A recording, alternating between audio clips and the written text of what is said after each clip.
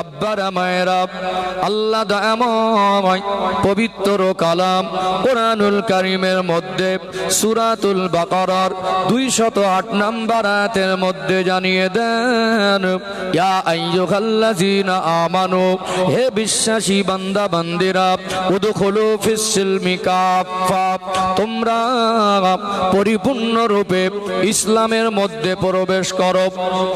পরিপূর্ণ রূপে ইসলামের মধ্যে যদি প্রবেশ করতে পারি, আল্লাহ দয়াময় দুনিয়াতে শান্তি আর সম্মান দেবেন, কবরের জগৎটাকে আল্লাহ শান্তি জগৎ বানিয়ে দেবেন, আখিরাতে চির শান্তির জায়গা আল্লাহ পাকের দয়া জান্নাত নসিব করে দেবে। জোরে বলুন সুবহানাল্লাহ। এই দুনিয়া জীবনে আমাদের জীবনে অনেক কমি।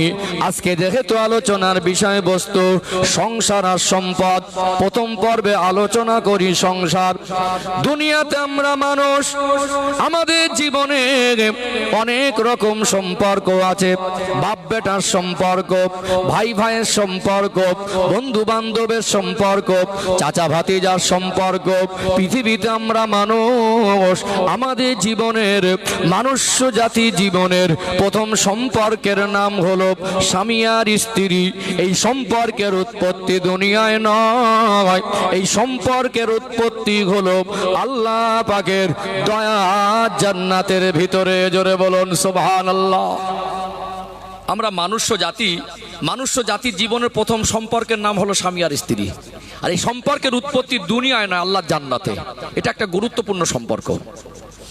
পৃথিবীতে আমরা মানুষ, আমরা যতটুকু জেনেছি, আল্লাহ পাক সর্বপ্রথম আদম আলাইহিস সালামকে বানিয়েছিলেন জান্নাতে। একা ছিলেন না? জান্নাতে প্রথম কজন ছিলেন? একা ছিলেন। যিনি একা, তার জীবনে কোনো সম্পর্ক ছিল না। জান্নাতি নিয়ামত উপভোগ করার পরেও তিনি মনে মনে করছেন কি যেন একটা অভাব। তিনি তো একা। জান্নাতের মধ্যে ঘুমিয়ে গেলেন। আল্লাহ পাক বাম পাজর থেকে বেঁকা হাড় নিয়ে মা হাওয়া আলাইহিস সালামকে বানালেন। জান্নাতের মধ্যে আদম আলাইহিস সালাম ঘুম ভেঙে দেখলেন জান্নাতে একটা সুন্দরী রমণী ঘোরাঘুরি করছেন। তিনি মনে মনে করছেন আমার রব কত মহান, তিনি আমার মনের অবস্থানটাও বোঝেন।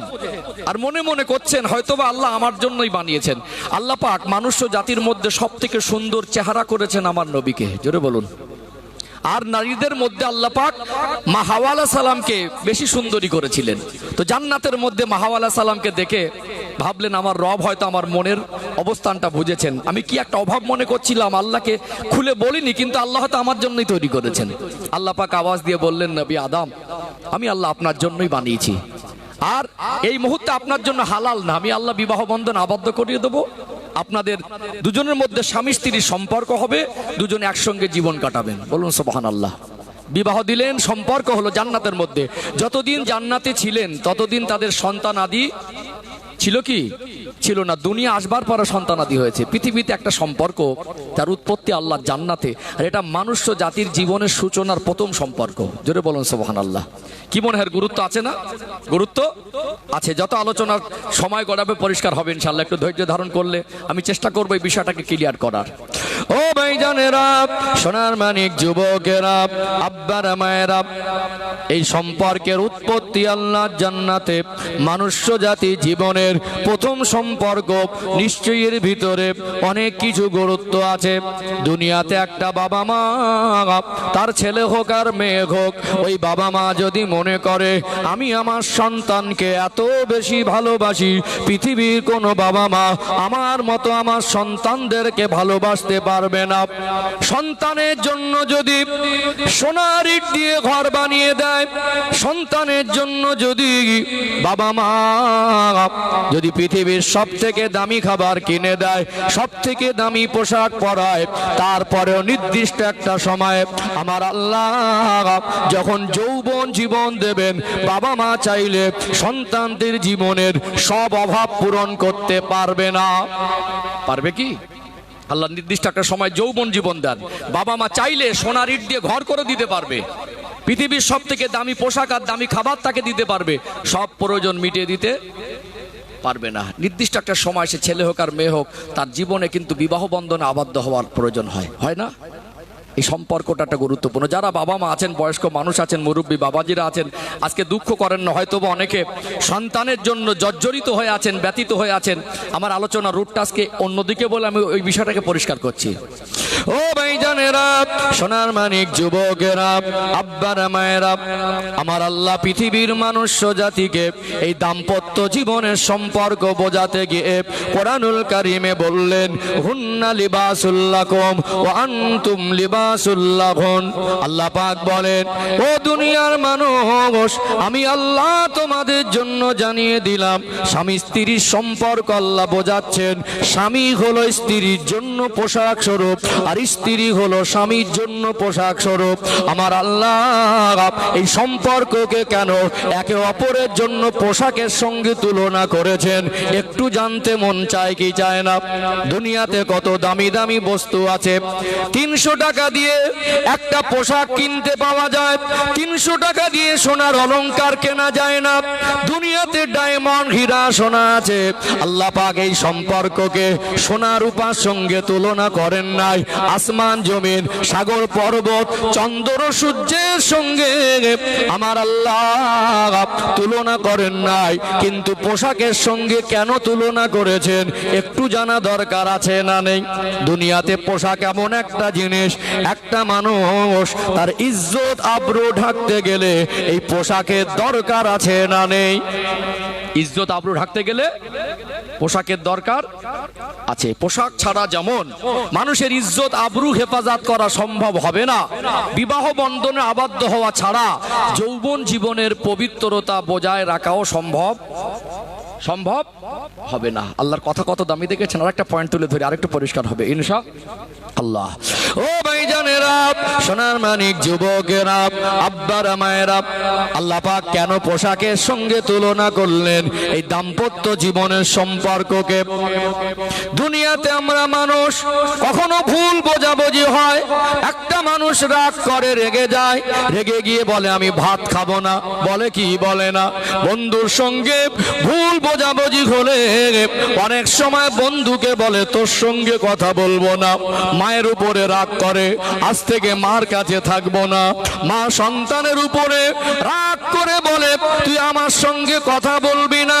মানুষ রাগ করে ঘর ছেড়ে দূরে চলে যায়, বাবা মা ছেড়ে, বন্ধু ছেড়ে দূরে চলে যায়। মানুষ রাগ করে নিজের জানটুকু দিয়ে দেয়, সুসাইড, আত্মহত্যা করে নেয়। মানুষ রাগের মাথায় মানুষকে খুনও করে দেয়। রাগ করে কি কোনো মানুষকে দেখেছেন পোশাক খুলে দিতে? দেখেছেন কি? পোশাক এমন একটা জিনিস, রাগ করে খাবার থেকে আলাদা হওয়া যায় 2-3 দিন, বাড়ি থেকে আলাদা হওয়া যায়, কিন্তু পোশাক থেকে একটু হ্যাঁ হুদান না, পোশাক থেকে আলাদা হওয়া যায়। আল্লাহর কথা কত দামি দেখেছেন। এই পোশাক এমন একটা জিনিস, একটা মানুষ চাইলে পোশাক থেকে তার জীবনটা অত সহজে আলাদা করা যায় না। আল্লাহ বোঝালেন পোশাক তোমাদের জীবনের খুব কাছের জিনিস, শরীরের সঙ্গে থাকে, কাছাকাছি না। পোশাক, পৃথিবীতে একটা ছেলে আর মেয়ে যদি মনে করে বিবাহ বন্ধনে আবদ্ধ হয়ে 10 বছর দূরে দূরে থাকবো, 10 বছর দূরে দূরে থাকবো, তাতেও একে অপরের জন্য যৌবন জীবনের পবিত্রতা বজায় রাখা সহজ হতে পারে না। এই জন্য আমার আল্লাহ পোশাকের সঙ্গে তুলনা করলেন। এটা একটা গুরুত্বপূর্ণ সম্পর্ক। এটা এই পর্যন্ত আল্লাহর কথা বলেছি, নবীর কথাটা একটু বলি। ও ভাইজানেরা, সোনার মানিক যুবকেরা, আব্বারা মায়েরা, আল্লাহ নবী হুজুর আমার বিদায় হজের ভাষণের প্রাককালে সাহাবায়ে কেরামদেরকে বলছিলেন, ও আমার সাহাবায়ে কেরামেরা, আমি রাসূলুল্লাহ আপনাদেরকে স্ত্রীদের সম্পর্কে সতর্ক করে দিলাম। স্বামী যদি স্ত্রীর উপরে হক থাকে, স্ত্রীরও স্বামীর উপরে হক আছে। আল্লাহ নবী বললেন স্ত্রীদেরকে বাড়ির কাজ করনেওয়ালি, চাকরানি, দাসী মনে করা যাবে না। নবী আমার জানিয়ে দিলেন স্বামীরা নিজে যেমন খাবে স্ত্রীদের তেমন খাওয়াবে, নিজে যেমন পোশাক পরবে স্ত্রীদের তেমন মানের পোশাক পরাবে। আল্লাহ নবী পৃথিবীর মানুষকে এই দাম্পত্য জীবনের সুখে থাকার জন্য যে শিক্ষা দিলেন, একসঙ্গে জীবন চলা, কখনো মান অভিমান, কখনো রাগারাগি, কখনো ভুল বোঝাবুঝি, কখনো কখনো খুনসুটি। আল্লাহ নবী বলেন স্বামী স্ত্রীর সম্পর্ক এমন এক গুরুত্বপূর্ণ সম্পর্ক, এক বালিশে মাথা দিয়ে ঘুমাবে, এক পাত্রে খেতে বসবে, আর একে অপরে আদর করে খাবার উঠিয়ে দেবে। এটা ইবাদতের মধ্যে গণ্য হয়ে যাবে। ওই পরিবারে যদি অভাব থাকে, দাম্পত্য জীবনে যদি একে অপরের মিল মহাব্বত থাকে, আমার আল্লাহ দয়াময় খুশি হয়ে ওই পরিবারের উপরে শান্তি আর রহমত দুটো নাজিল করে দেবে। জোরে বলুন সুবহানাল্লাহ। একসঙ্গে চলতে গেলে তো মাঝে মাঝে ভুল বোঝাবুঝি, রাগারাগি, মান অভিমান হওয়া স্বাভাবিক। এই জন্য আল্লাহ নবী শিক্ষা হলো সুখে শান্তিতে থাকার জন্য তাবিজখানায় গিয়ে তাবিজের হালসি মাথার চুল থেকে পাত তলা পর্যন্ত মানে ঝুলিয়ে দিলেও ইসলামের আলো যদি দাম্পত্য জীবনে আমরা শিক্ষা অর্জন করে বাস্তবায়ন করতে না পারি, শান্তি পাওয়া সম্ভব নয়। যদি এক পাত্রে খায় আর এক বালিশে মাথা দিয়ে ঘুমায়, একে অপরের মুখে খাবার উঠিয়ে দেয়, বলুন রাগারাগি, ভুল বোঝাবুঝি, এটা কি লংডিভিটি হবে? মিটে যাবার কথা না। কিন্তু আমাদের সেই মিল মহব্বত নেই বলে এটা 4 দেওয়ালের মধ্যে ভুল বোঝাবুঝি, রাগারাগি থাকবে, সেটা 48 দেওয়াল পার হয়ে যায়। কিছু হলে শ্বশুর বাড়ি 6 হলে বাপের বাড়ি খবর যায় 9 হয়েছে। কথা ঠিক বলছি না ভুল বলছি? আর কিছু হলে মানুষজন জড়ো হয়ে যায়, সারা এলাকায় একটা ঝগড়াঝাটির মতো সারা লোক জেনে যায় কি যায় না। এই দাম্পত্য জীবনে সুখ শান্তির জন্য আমাদের রসুলের শিক্ষা, ইসলামের আলো আমাদের বাস্তব জীবনে মহিলা এবং পুরুষ উভয়ের মধ্যে যদি আমরা বাস্তবায়ন করতে না পারি, বিশ্বাস করুন পৃথিবীর বিশ্বের সুন্দরীকে বিবাহ করে দামি গাড়ি আর বাড়ি তৈরি করেও বাস্তব জীবনে অনেক সময় শান্তি পাওয়া যায় না। এখানে এই পর্যন্ত থাক। আল্লাহ এবং রসুলের কথাটা বলেছি, সম্পর্কের যে গুরুত্ব সেটা বুঝিয়েছি। একটু আমাদের পুরুষদের একটা বাস্তবতার জীবন তুলে ধরি। ও ভাইজানেরা, সোনার মানিক যুবকেরা, আব্বারা মায়েরা, আমরা যারা পুরুষ মানুষ, আল্লাহ আমার আপনার মেজাজ কেমন করে দিয়েছেন। পুরুষ মানুষকে আল্লাহ এমন করে বানিয়েছেন, এই পুরুষ মানুষ সংসারের বোঝাটা খুশি মনে নিজের কাঁধে উঠিয়ে নেয়। একটা পুরুষ মানুষ সংসার কিভাবে চলবে, সংসারে কিভাবে পরিচালনা হবে, পুরুষ মানুষটা তার পরিবারের দায়িত্ব একা কাঁধে উঠিয়ে নেয়। বাবা মা কিভাবে ভালো থাকবে, ভাই বোন কিভাবে শান্তিতে থাকবে, নিজের স্ত্রী কিভাবে সন্তুষ্ট আর খুশি মনে থাকবে, সোনার মানিক কলিজার টুকরা সন্তানগুলো কিভাবে ভালো মানুষ হবে। একজন পুরুষ মানুষ সব কিছু দায়িত্ব নিজের কাঁধে উঠিয়ে নেয় কি নেয় না? পুরুষ মানুষ সংসারের বোঝাটা কাঁধে উঠিয়ে নেয়। এই সংসারের বোঝা হালকা না ভারী? কি মনে হয়? সংসারের বোঝাটা অত সহজ না। একটা মানুষ মাথার ঘাম পায়ে ফেলে রক্ত পানি করে পয়সা এনেও অনেক সময় পরিবারের মানুষের মন ওঠে না। কি কষ্ট করে। দেশে কাজ না হলে পরিবার ছেড়ে দূরে যেতে মন চায় না, তারপরে দূরে যায় কি যায় না?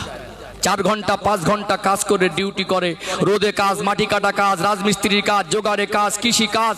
মানুষ কষ্ট কম করে নাকি? ওই কষ্ট করার পরেও পরিবারের মন তোলা অনেক কঠিন। কিন্তু আব্বা যদি বলে কচি 100 টাকা দে না বাবা, যদি আব্বাকে ছেলেটা টাকা দিতে পারে তো ভালো, না তো আব্বা বলবে এখন ছেলে বড় হয়ে গেছে তো ওকে মানুষ করে দিয়েছে, ওর আর আব্বার দরকার নেই। কি বলবে কি বলবে না? একটু হাঁকু দেন। মা যদি বলে কচি এই সপ্তাহে একটু জামাই বাড়ি যাবো বলছিলাম, 5 টাকা দে না বাবা, ছেলেটা যদি মার হাতে 500 টাকা দিতে পারে তো ভালো। আর যদি দিতে না পারে তখন বলবে ছেলে এখন বউ চিনেছে, এখন বিয়ে হয়ে গেছে আর মাকে চিনতে পারে না। বলবে কি বলবে না? স্ত্রী যদি বলে আমাকে এই জিনিসটা এনে দাও, যদি সময় মতো এনে দিতে পারেন তো ভালো, আর না হলে মনে হবে ম্যাজিক জানে, মুখটা ছিল 2 কিলো 4 কিলো হয়ে যাবে। একটা ঝাড়া মেরে দিয়ে বলবে তোমার আব্বা চাইলে হতো, তোমার মা চাইলে হতো, তোমার বোন চাইলে তোমার কাছে থাকে, আমি চাইলে তোমার কাছে থাকে না। সারা জীবনে তোমার সংসারে সে সুখ বলে কি জিনিস পেলাম না। এটা ঝাড়া মেরে দেয় কি দেয় না? একটু হ্যাঁ দেন না। ছেলেটার বয়স 20 বছর, অসৎ সঙ্গ দোষে পড়ে বন্ধু বান্ধবের সঙ্গে মিলে ওর মাথায় এখন মোবাইল ঢুকেছে। কি ঢুকেছে? একটু হ্যাঁ দেন না। মোবাইল ঢুকেছে। ওই রাত 12টা 1টা ঠান্ডায় বর্ষায় এই রকম ছেলেগুলো সব রাস্তা কাটাচ্ছে। খানিকটা ফেসবুক চালিয়ে দম লেগে গেলে খানিকটা ফ্রি ফায়ার পাবজি খেলে, মার মার মার মার রাত্রির বেলা। ওখান থেকে আবার কিছুক্ষণ খেলা করে দম লেগে গেলে আবার খানিকটা ইউটিউবে নাটক সিনেমা দেখে। মোবাইল নিয়ে পাগল হয়ে রয়েছে। এখন বন্ধু বান্ধব সাথী সঙ্গীরা মোবাইল, ও আব্বাকে এসে বলছে আব্বা আমাকে একটা মোবাইল কিনে দাও। বলে কচি ক টাকা দাম? মোটামুটি 20,000 টাকা না হলে এখন একটা মোটামুটি মোবাইল হয় না। যেই বলেছে 20,000, বললো আমার নিজেই সংসার টানতে পারছি না, আবার 20,000 কোথায় পাবো? ও ঘুরিয়ে বলে দেবে আমার আব্বা আমাকে ভালোবাসে না। বলবে কি বলবে না? দিতে পারেন তো ভালো, না তো সন্তানের কাছে তিত হয়ে যাবেন। অনেক সময় মেয়েটা বলবে আব্বা 2 মাসের প্রাইভেটের টাকা বাকি, স্যার বলছে টাকা না দিলে পড়াবো না। বলে না? যদি দিতে পারেন তো ভালো, না তো বলবে আমার আর ভালো লাগে, আমি না পড়াবে তো বলে দাও, আমি আর যাব না। সে একটা ঝাড়া মেরে দেয়। দেয় কি দেয় না? একটা মানুষ কত কষ্ট করে, কত পরিশ্রম করার পরেও ওই মানুষটা কষ্ট করে, এত পরিশ্রম করে পরিবারের সকলের মন তোলাটা এতটা সহজ না। এই সংসারের বোঝাটা হালকা না ভারী? কি গো, একটু হাঁকু দেন। সংসারের বোঝাটা ভারী। ও ভাইজানেরা, সোনার মানিক যুবকেরা, আব্বারা মায়েরা, শুধু ভারী নয়, যথেষ্ট ভারী। আর একটু বিষয় তুলে ধরলে আর একটু পরিষ্কার হয়ে যাবে। যেটা বলছিলাম, পুরুষ মানুষের মাথায় সংসারের বোঝা। এই সংসার চালাতে গিয়ে অনেক সময় ঋণের বোঝা মাথায় চাপে কি চাপে না? ঋণী হয়ে যায়। অনেক সময় ব্যবসায় লস হয়, চাষে লস হয়, জল করে ঘেরিতে লস হয়। অনেক সময় দেখা যায় একটা পুরুষ মানুষ সে কষ্ট করে পরিশ্রম করার পরেও পাওনা টাকাটা সময় মতো পায় না। এই দুনিয়ায় কিছু ধনী মানুষদের মধ্যে অপদার্থ কিছু নিকৃষ্ট মনের মানুষ আছে। গরিব মানুষকে কাজ করিয়ে সময় মতো পয়সা দেয় না। এরকম কিছু অপদার্থ নিকৃষ্ট মানুষ আছে না নেই? নবী আমার সোনা জবানে বললেন, ও আমার সাহাবীরা, আমি রাসূলুল্লাহ আপনাদেরকে জানিয়ে দিলাম, মজদুরের গায়ের ঘাম শুকাবার আগে তার পাওনাটা মিটিয়ে দাও। ইসলামের আইন কানুন কত সুন্দর। একটা মানুষ কষ্ট করে কাজ করার পরে ইসলামের শিক্ষা হলো তার গায়ের ঘাম শুকাবার আগে পয়সা দাও। অনেক মানুষ আমাদের সমাজে আছে, চকচকে জামা পরলে কি হবে, ভিতরে চিন্তাটা অত্যন্ত জঘন্য। জুমার নামাজের দিন ফার্স্ট কাতারে বসে থাকলে চকচকে জামা পরে মনে হয় আল্লাহর ওলি, কিন্তু অনেক মানুষকে কাজ করিয়ে পয়সা দেয় না। এই রকম কিছু নিকৃষ্ট মনের মানুষ আছে না নেই? কেন ইসলাম কাজ করিয়ে ঘাম শুকাবার আগে পয়সা দেওয়ার কথা বলেছে? অনেক সময় দেখা যায় একটা ছেলে পরিশ্রম করতে কাজ করতে বেরিয়ে যায়, আব্বা অসুস্থ, শরীরে আর সেই রকম শক্তি নেই, বয়স অনেক বেশি হয়ে গেছে, আর শরীরে সেই রকম শান্তি নেই, বিভিন্ন রকম অস্বস্তি, ব্যথা, যন্ত্রণা। ছেলেটাকে ডেকে বলে, কচি একটু ওষুধটা এনে দে না বাবা। ওই ছেলেটা আব্বাকে কথা দিয়ে গেল, আব্বা কয়েকটা দিন পরিশ্রম করছি, আজকে যদি পেমেন্টটা পাই সন্ধ্যাবেলা আপনাকে ওষুধ এনে দেবো। বলে কি বলে না? অনেক সময় ছোট বাচ্চা যদি অসুস্থ থাকে, বাবা মার মন মানে না, নিরুপায় হয়ে গিয়ে অনেক বন্ধু বান্ধবের কাছ থেকে পয়সা ধার করেছে না, ভাই আমাকে 2,000 টাকা ধার দে, আমার সোনার মানিক বাচ্চা অসুস্থ, চিকিৎসা করানোর জন্য মানুষের কাছে হাত পেতে ধার করে। অনেকে বিশ্বাস করে না বলে তাকে কথা দেয়। আল্লাহর কি রেখে বলছি, আল্লাহর কসম করে বলছি, সামনের সপ্তাহে পেমেন্ট পেলে তোকে দিয়ে দেবো। এই রকম কাকুতি মিনতি করে হলেও সন্তানের চিকিৎসার জন্য এই সংসারের বোঝা বহন করতে গিয়ে একটা পুরুষ মানুষ অনেক সময় বন্ধু বান্ধবের কাছে লেনদেন করে কি করে না? লেনদেন করে না? এখন টাকা তো সামনের সপ্তাহ পেমেন্ট পেলে দেবে, আব্বা তো রাস্তার দিকে তাকিয়ে ঔষধ আনবে। যদি টাকাটা না দেয়, ওই ছেলেটা অত কষ্ট করার পরেও আব্বার সামনে হাসি মুখে দাঁড়াতে পারবে? হাহু দেন না। ওই যে বন্ধুটার কাছে গিয়ে মুখ দেখাতে পারবে? ও বলবে তুই চিটিংবাজ। অনেক সময় ছোট বড় কথাও বলে কি বলে না? হ্যাঁ, ব্যবসায় লস, চাষে লস, অনেক সময় ঋণের বোঝা মাথায়, বিভিন্ন টেনশন, বিভিন্ন রকম দুশ্চিন্তা মাথায়, তারপরেও চেষ্টা করে পরিবারের মানুষ যাতে ভালো থাকে। এই টেনশন, এত কষ্ট করে বাড়ি ফেরে, অনেক সময় শরীরে অস্বস্তি, মনে মনে করছে যে একটু যদি 10 মিনিট 20 মিনিট ছায়ায় বসতে পারতাম। কিছু মানুষ আছে মানুষকে কাজ করায় মনে করে একদিনে সব কাজ করিয়ে নেব, যত করে দেয় তত মন ওঠে না। প্রচন্ড রোদে একটা মানুষ কষ্ট পাচ্ছে, মনে করছে 10-20 মিনিট একটু বসলে ভালো হতো, কিন্তু মানুষ অনেক সময় ওই মানে জনেদের পিছনে কুটকুট করে, আছে না নেই? আছে না? শরীরটা সেই রকম সুস্থ না, তারপরে কষ্ট করে কাজ করছে। এখন ওই অস্বস্তি নিয়ে অত পরিশ্রম করে বাড়ি ফিরেছে, বলুন তো ওই সময় এত কষ্ট করে মাথার ঘাম টপ টপ করে জমিনে পড়ে, রক্ত পানি করা পয়সা, বাড়িতে ফিরেছে গেঞ্জি নিংড়ালে ঘাম বের হবে, এরকম কষ্ট করে বাড়ি ফেরে না? হাজারো টেনশন চাপ, এই পরিস্থিতিতে বাড়ি আসার পরে এখানে ধৈর্য ধারণ করতে হবে। ইসলামের শিক্ষা, সংসারে শান্তির তাবিজ হলো এটাই। স্বামী বাড়িতে এসে স্ত্রীকে মা তুলে, আব্বা তুলে, বংশ তুলে, গোষ্ঠী তুলে গালাগালি দিতে পারবে না, ধৈর্য ধারণ করতে হবে। তারপরেও পুরুষ মানুষ তো যেভাবে সংসারের বোঝা বইতে গিয়ে অনেক সময় বিভিন্ন রকম টেনশন মাথায় চাপে, একটু আনব্যালেন্স হয়ে যাওয়ার সম্ভাবনা আছে না নেই? একটু হাহু দেন।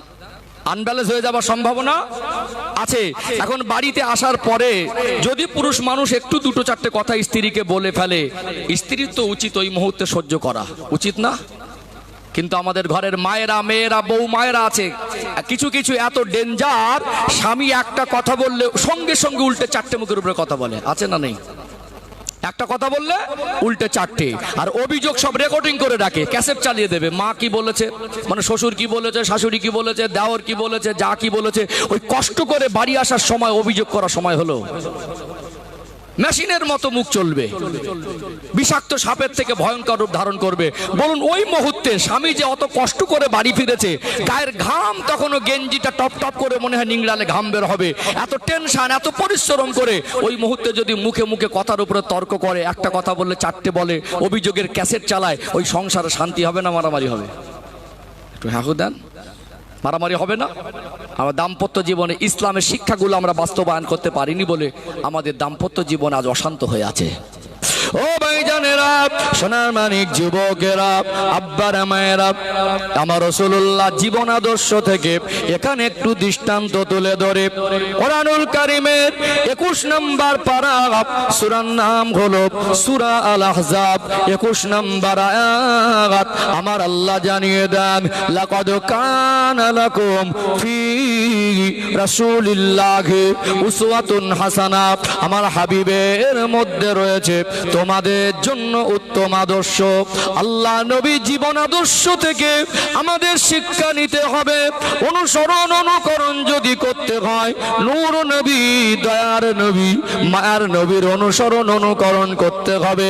আল্লাহ নবী পৃথিবীর মানুষকে দাম্পত্য জীবনে সুখে থাকার শিক্ষা দিয়ে গেলেন। আল্লাহ পাক আমার আপনার নবীকে 40 বছর বয়সে নবুয়ত দিলেন, 3টে বছর নবী আমার গোপন ইসলাম প্রচার করলেন, 43 বছর বয়স আমার নবীর হয়ে গেল।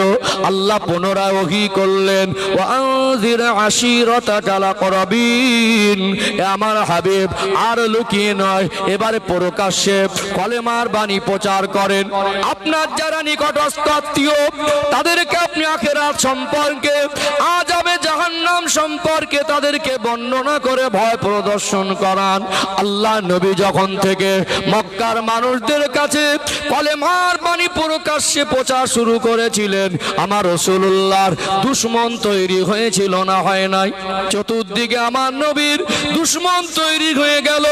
আমার রাসূলকে মক্কার কাফের জালেমরা পাগল বলেছে, আমার নবীকে অশ্লীল ভাষায় গালি দিয়েছে, আমার নবীকে জাদুকর বলেছে, যে নূর নবীর পূর্ণিমার চাঁদের মতো চমকানো চেহারা দেখলে ক্ষুধা জ্বালা যন্ত্রণা নিবারণ হয়ে যেত, সেই নবীকে মক্কার কাফেররা পাগল বলে আমার রাসূলকে কষ্ট দিয়েছে, আমার নবীকে নির্বংশ বলে আমার রাসূলকে গালি দিয়েছে, আমার রাসূলুল্লাহকে বহুবার কাফেররা জানে মেরে ফেলার পরিকল্পনা করেছে।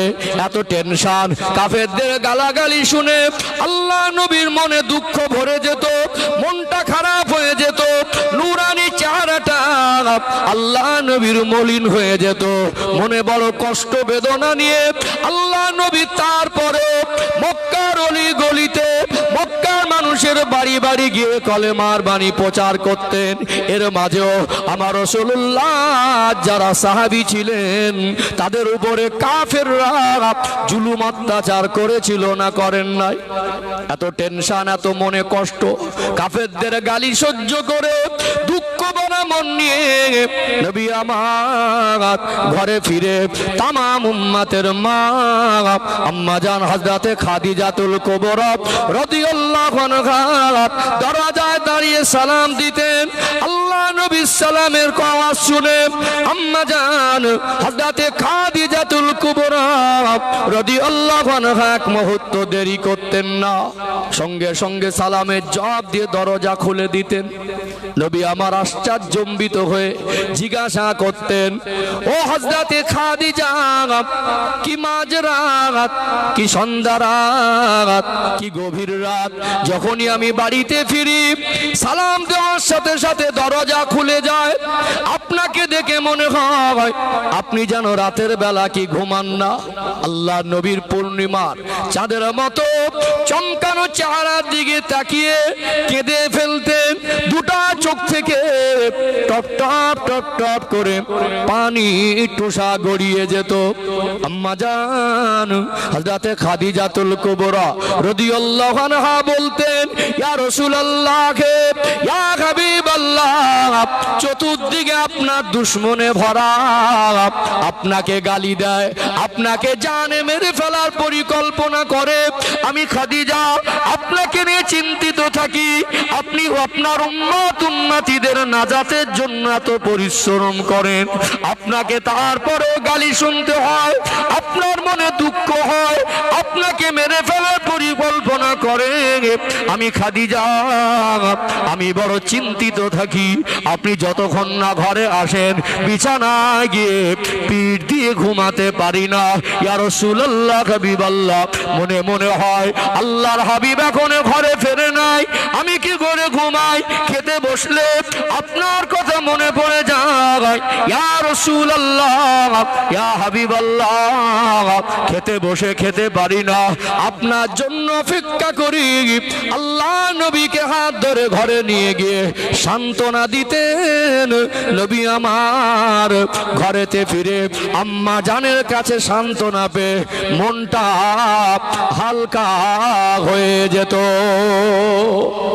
যদি বলেন না, স্বামী যখন কষ্ট করে বাড়িতে আসে মায়েদের উচিত স্বামীর সঙ্গে একটু ভালো নরম আচরণ করা। আগের দিনে ছিল, আজকে আমার অনেক মুরব্বী বাবাজিরা আছেন, বলেন তো আপনার ছেলে আর বৌমা যদি সবসময় অশান্তি করে আপনার কি মনটা ভালো লাগে? তাদেরকে খাইয়েছি, পোশাক দিয়েছি, অসুস্থ ছিল চিকিৎসা করেছি, আমরা তাদেরকে ইসলাম বোঝাতে পারিনি, আমাদের ধর্মীয় আদর্শ তাদের শেখাতে পারিনি। এই জন্য আজকে তো ঘর বাড়ি সব চকচক করছে বাইরে থেকে, কিন্তু ভিতরে সেই শান্তি নেই। আমার মায়েরা পারে, যোগ্যতা আছে, সেই নরম ব্যবহার স্বামীর সঙ্গে করতে পারে, কিন্তু করে না। আগের দিনে স্বামী কাজে আসার, কাজ থেকে ফেরার আগে মায়েরা সতর্ক থাকতো, ভয় ভয় করতো কখন এসে পড়ে, কখন ডাকে। তখন তো কারেন্ট ছিল না, এসি ছিল না, হাত পাকা ছিল। একটু মনটা খারাপ হলে সান্ত্বনা দিত, কেন এত চিন্তা করছেন, আল্লাহ চায় তো ঠিক হয়ে যাবে, সান্ত্বনা দিত, মনটা হালকা হতো। এখন ঘরে আসলে ক্যাসেট চালু করে, এখন ঘরে আসলে একটা কথা বললে উল্টে চারটে বলে, শান্তিটা হবে কি করে? ইসলামের শিক্ষা আমাদের ঘরগুলোতে নেই।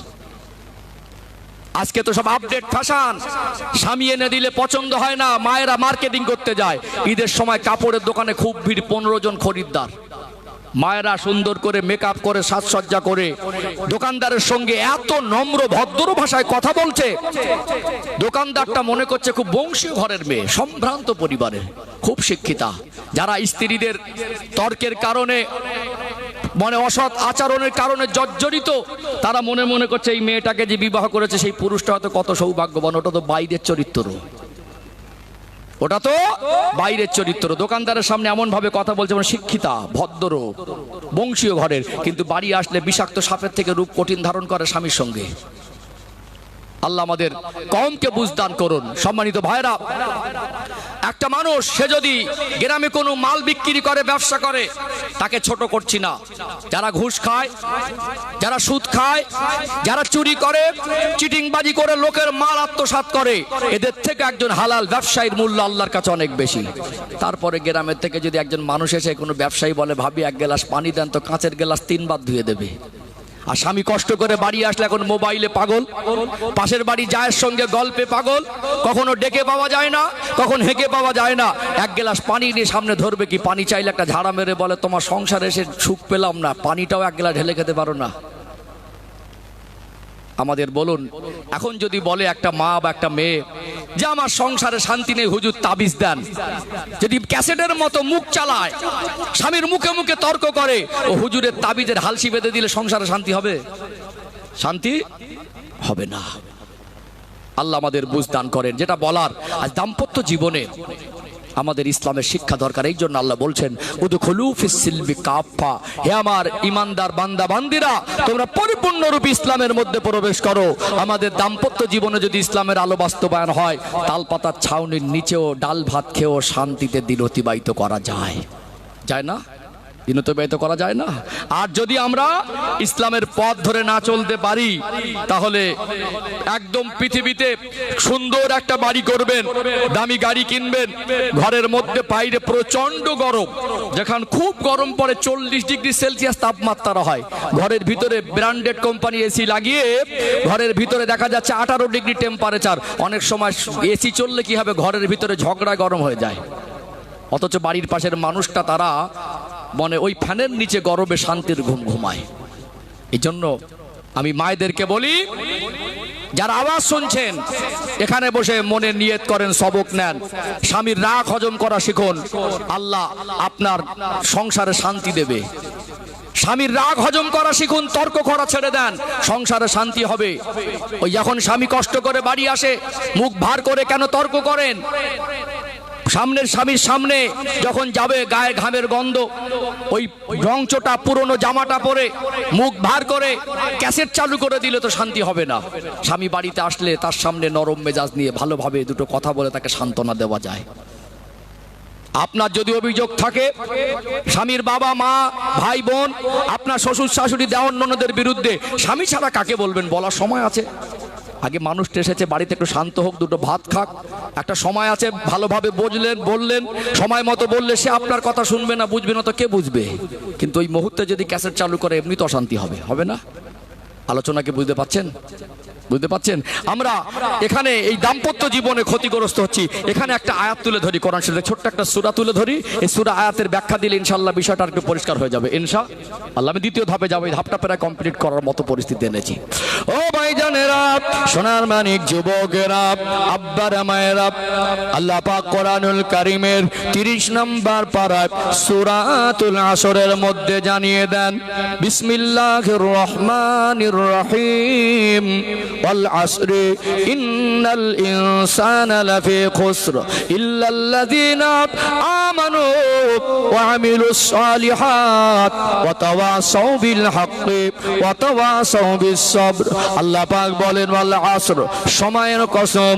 তাফসিরে ইবনে কাসিরের মধ্যে এসেছে, আমার আল্লাহ আসরের সময়ের কসম করে বলছেন, ইন্নাল ইনসানা লাফি খুসর, নিশ্চয়ই মানুষ মাত্র ক্ষতিগ্রস্তর মধ্যে।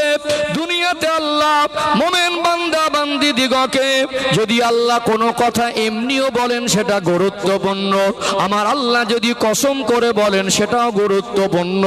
আল্লাহর কথা ইমানদারের কাছে কসম না করলে গুরুত্বপূর্ণ, আর কসম করলে গুরুত্বপূর্ণ।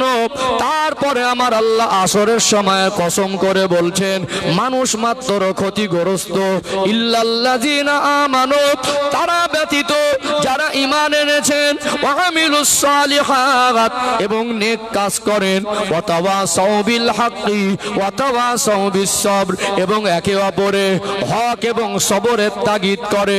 মূল যে বিষয় হলো, আল্লাহ পাক বলছেন একটা মানুষের ভিতরে চারটে গুণ যদি না থাকে, সূরাতুল আসরের বর্ণনা অনুযায়ী আমার আল্লাহ কসম করে বলছেন ওই মানুষটা ধ্বংস হবে, ক্ষতিগ্রস্ত হবে। আমার আল্লাহ যদি কসম করে কোন মানুষের ভিতরে চারটে গুণ না থাকে, ধ্বংসের কথা বলে, পৃথিবীর কোন বিজ্ঞান, পৃথিবীর কোন বিদ্বান, পৃথিবীর কোন ধনী, পৃথিবীর কোন জ্ঞানী, পৃথিবীর কোন মাস্তান, পৃথিবীর কোন টেকনোলজি ওই মানুষটাকে কি ক্ষতির হাত থেকে বাঁচাতে পারবে? পারবে? আল্লাহ বলছেন চারটে গুণ যদি না থাকে সে ধ্বংস হবে, ক্ষতিগ্রস্তর মধ্যে। আর আল্লাহর কসম করা কথা, এই চারটে গুণ যদি আমাদের মধ্যে না থাকে, আমাদেরকে ধ্বংসের হাত থেকে কারোর বাঁচানোর ক্ষমতা হবে? বাঁচানোর ক্ষমতা হবে না। একটা হলো ঈমান আনা, আর একটা হলো নেক কাজ করা, আর একটা হলো সত্যের তাগিদ করা, সবরের তাগিদ করা। অনেক সময় সবর করতে হয়, স্বামীর ইনকাম অনুযায়ী খায়েশটা রাখতে হয়। স্বামীর ইনকাম কম, যদি আশা অনেক বেশি হয়, সংসারে শান্তি হবে? সংসারে শান্তি হবে না। আর পুরুষের ক্ষেত্রেও দেখা যাবে বাড়িতে এসে টর্চার করতে পারবেন না, গালাগালি দিতে পারবেন না। আল্লাহর নবী একাধিক আম্মা জানদেরকে নিয়ে সাংসারিক জীবন পার করলেন, কোনোদিন কোনো আম্মা জানকে একটা অশ্লীল বাক্য ব্যবহার করেনি, তাদেরকে টর্চার করা, তাদেরকে মারার প্রয়োজন মনে করিনি। আজকে আমাদের সমাজে কিছু যুবক আছে, শুধু আমি এক পক্ষে কথা বলি না, ইসলামের যেটা মূল শিক্ষা সেটা আমি তুলে ধরার চেষ্টা করছি। কিছু হলেই গায়ে হাত তোলে, কিছু হলেই অশ্লীল ভাষায় গালি দেয়, কিছু হলেই মেরে আবার বন্ধু বান্ধবের সঙ্গে গিয়ে গল্প করে, বলে মেরে শুইয়ে দিয়ে এসেছি। মনে মনে করে আমি আমার স্ত্রীকে মেরেছি, মনে ভীষণ বড় মোস্তান। তার পরিবার ছেড়ে আপনার কাছে একটা মহিলা মানুষকে মারাটা মোস্তানি মনে করছেন? ওই কিরকম মোস্তান? আপনার গ্রামে চারটে ছেলে মদ খায়, ওখানে গিয়ে শক্ত হয়ে দাঁড়ান তো আমার গ্রামে মদ খাওয়া চলবে না। তোমরা খাচ্ছ, তোমার দেখা দেখি আর চারটে ছেলে খাবে, তোমাদের দেখা দেখি তোমাদের ছোটরা শিখবে, এসব চলবে না। ওই আজকে দিনে বর্তমান সময়ে কি কঠিন একটা পরিবেশ, আমাদের তরুণ সমাজ, আমাদের যুব সমাজ একেবারে গাঁজার নেশায় জর্জরিত হয়ে আছে, গোটা এলাকায় গাঁজা করে ছেয়ে যাচ্ছে। ওই আপনি কিরকম মোস্তান, স্ত্রীকে মেরে মোস্তানি মনে করেন? আপনি গিয়ে বলুন তো গ্রামে কে গাঁজা খেতে পারবে না, গাঁজা বিক্রি করতে পারবে না, তবে তো বলবো মোস্তান। ঠিক বলছি না ভুল বলছি? গাঁজাখোর আছে এদিকে? হ্যাঁ, কি কঠিন সময়, যুবকগুলো তরুণগুলো ধ্বংসের পথে। আমরা গার্জেনরা আমরা অসচেতন, গার্জেনরা অসচেতন। আমরা আমাদের সন্তানদের হাত ধরে মসজিদে নিয়ে যেতে পারিনি, আমরা আমাদের সন্তানদের ভালোবাসা দিয়ে মসজিদে নিয়ে যাব অভ্যাস করিনি। অসৎ সঙ্গ দোষে বিষে ধ্বংসের পথ বেছে নিয়েছে। এটা গার্জেনদের একটা অবহেলার কারণ, গার্জেনদের অবহেলার ফল। আল্লাহ আমাদের গার্জেনদেরকে সঠিক বুঝদান করেন, বলেন আল্লাহুম্মা আমিন। যারা দাদু আছেন ছোট থেকে, এই পরের জেনারেশন যারা একটু বড় হচ্ছে, এদেরকে অন্তত হেফাজত করার জন্য আপনারা হাত ধরে মসজিদে নিয়ে যান। যারা বাবা আছেন হাত ধরে মসজিদের সঙ্গে সম্পর্ক করে দেন। আল্লাহর ঘরের সঙ্গে তার যদি প্রতিনিয়ত সম্পর্ক হয়, নামাজিদের সঙ্গে ওঠা বসা করে, আল্লাহ তার জীবনকে পবিত্র করা সহজ করে দেবে ইনশাআল্লাহ। নিজেই নামাজ পড়িনি, নিজেই ছেলেটাকে কোনোদিন হাত ধরে বাপ বলে আদর করে মসজিদে নিয়ে যায়নি। এক সপ্তাহ ছেলেটা অসৎ সঙ্গ দোষে পড়ে খারাপ কাজ করলে বাবার কোনো পরোয়া নেই, ও ছেলে ভালো হবে কি করে? সম্মানিত ভাইরা, যেটা বলার ছিল, আমি যেটা বলছিলাম, সূরাতুল আসরের মধ্যে আল্লাহ চারটে গুণের কথা বলেছেন। এই চারটে গুণ না থাকলে ধ্বংস হবে। আপনি বাড়ি এসে কখনো রাগ টেনশন হজম করতে হবে, কিছু হলে গালাগালি আর মারামারি করতে পারবেন না। কি হয়, একটু ভুল বোঝাবুঝিতে আপনি গালাগালি দিলেন, গায়ে হাত তুললেন, সে তর্ক করলো, একেবারে ঝগড়া থেকে মারামারি, ডাক করে বাপের বাড়ি, বলছে সংসারই করব না। কি বলছে? দুটো ছোট ছোট বাচ্চা নিয়ে বাপের বাড়ি। এখন যে বাপের বাড়ি ঠেলে উঠেছে, একটা ভাই তো সংসার থেকে আলাদা বিয়ে করে, আব্বা অসুস্থ, ঔষধ কেনার পয়সা পায় না, কি করে সংসার চলবে? দুটো বাচ্চাকে নিয়ে বলছে আমার মেরে ফেলে দিলে সংসার করবো না। যে এখন এই পরিস্থিতিতে একজন পাশ থেকে যুক্তি দিচ্ছে, এই দেখ কেস করে দে, যদি জিতে যাস তো মামলায় তো খোরপোশটা মাসে মাসে পাবি। দিল কেস করে, 4 বছর মামলা চললো, 4 বছর পরে এইবারে ছাড়াছাড়ি। মনে করছে যে আমি জিতে গেছি, ছেলেটাও মনে করছে তোকে ছেড়ে দিয়ে আমি জিতে গেছি। আপনারা জিতে গেলেও আপনাদের নিরপরাধ দুটো বাচ্চা, কি দোষ ছিল তাদের, তারা তো হেরে গেল। বাপ মার সঙ্গে থাকলে যতটা ভালো থাকতো, কোন একজনের কাছে থাকলে অতটা ভালো থাকবে? অতটা ভালো থাকবে না। অর্থাৎ নিষ্পাপ ফুলের মতো নিরপরাধ বাচ্চাদেরকে আমরা বিপদের মুখে ঠেলে দেই নিজেরা ভুল বোঝাবুঝি করে। সম্মানিত ভাইরা, একটা সোনার সাজানো গোছানো সংসার ছিল, সেটা পুরো ধ্বংস হয়ে যায়, যায় না? আল্লাহর কথা দেখেছেন, আল্লাহ কসম করে বলেছেন পৃথিবীর কোনো শক্তি বাঁচাতে পারছে? এই ধৈর্য কম বলে একটা সোনার সংসার পুরো ধ্বংস। 4 বছর পরে ডিভোর্স। একটা কি হলো? উভয় পক্ষের গার্জেনদের সম্মান গেল। কি গেল? গার্জেনদের সম্মান গেল। গরিব হতে পারে, চুরি করে না, অসৎ আচরণ করে না, সমাজে তার সম্মান আছে। যদি মেয়েটা সংসার না করে বাড়ি চলে আসে, বাবা হিসেবে কষ্ট লাগে না? একটু হাঁকু দেন না। আপনার সন্তানের যদি সংসার না হয়, ছেলের বাবা, আপনার মনে কষ্ট হবে না? বাবা মা গার্জেনদের সম্মান গেল, সারা জীবনে নিজে কলঙ্কিত হয়ে গেলেন। এইবারে 2-4 বছর কষ্ট করে একা ঘুরে ঘুরে ছেলেটা বলছে আর বিয়ে না করলে চলবে না। যে মেয়েটা সংসার করেনি, এবারে সেও ঘুরে ঘুরে দেখছে আর একটা না ধরলে চলবে না। আবার একটা করে বিয়ে করলো, এবারে দেখছে যে আবার যদি ওই মেয়েটা এই প্রথম স্বামীর ঘরের মতো যদি মুখে মুখে তর্ক করে, ক্যাসেট চালু করে, কিছু হলে বিষাক্ত সাপের মতো রূপ ধারণ করে, ওই স্বামীটা মুখের উপরে বলে বসবে ওই জন্য প্রথম সংসারটা হয়নি। বলবে না? বলবে না? এখন ছেলেটাও যদি কিছু হলে বাড়িতে স্ত্রীকে গালাগালি করে, আর কিছু হলে বাপ তুলে মা তুলে বংশ তুলে অশ্লীল ভাষা ব্যবহার করে, আর কিছু হলে গায়ে হাত তোলে, দ্বিতীয় স্ত্রী এসে বলবে ওই জন্য তো প্রথমটা সংসার করিনি। এ দেখছে একটা চলে গেছে, যে আর একটা যায় তো বিপদ বেড়ে যাবে। পিঠে যখন দেয়াল ঠেকে গেছে, এবারে ভাবছে শোধরানো ছাড়া পথ নেই। আমরা কখন শোধরাই? ক্ষতিগ্রস্ত হই, সংসার ক্ষতি করি, সন্তানদের ক্ষতি করি, মান সম্মান ক্ষতি করি, নিজের কলঙ্কিত করি, তারপরে শোধরাই। আর শুধু তাবিজখানায় যাই, হুজুর তাবিজ দেন সংসারে, আমার স্বামী ভালোবাসে না, আমার স্ত্রী কথা শোনে না।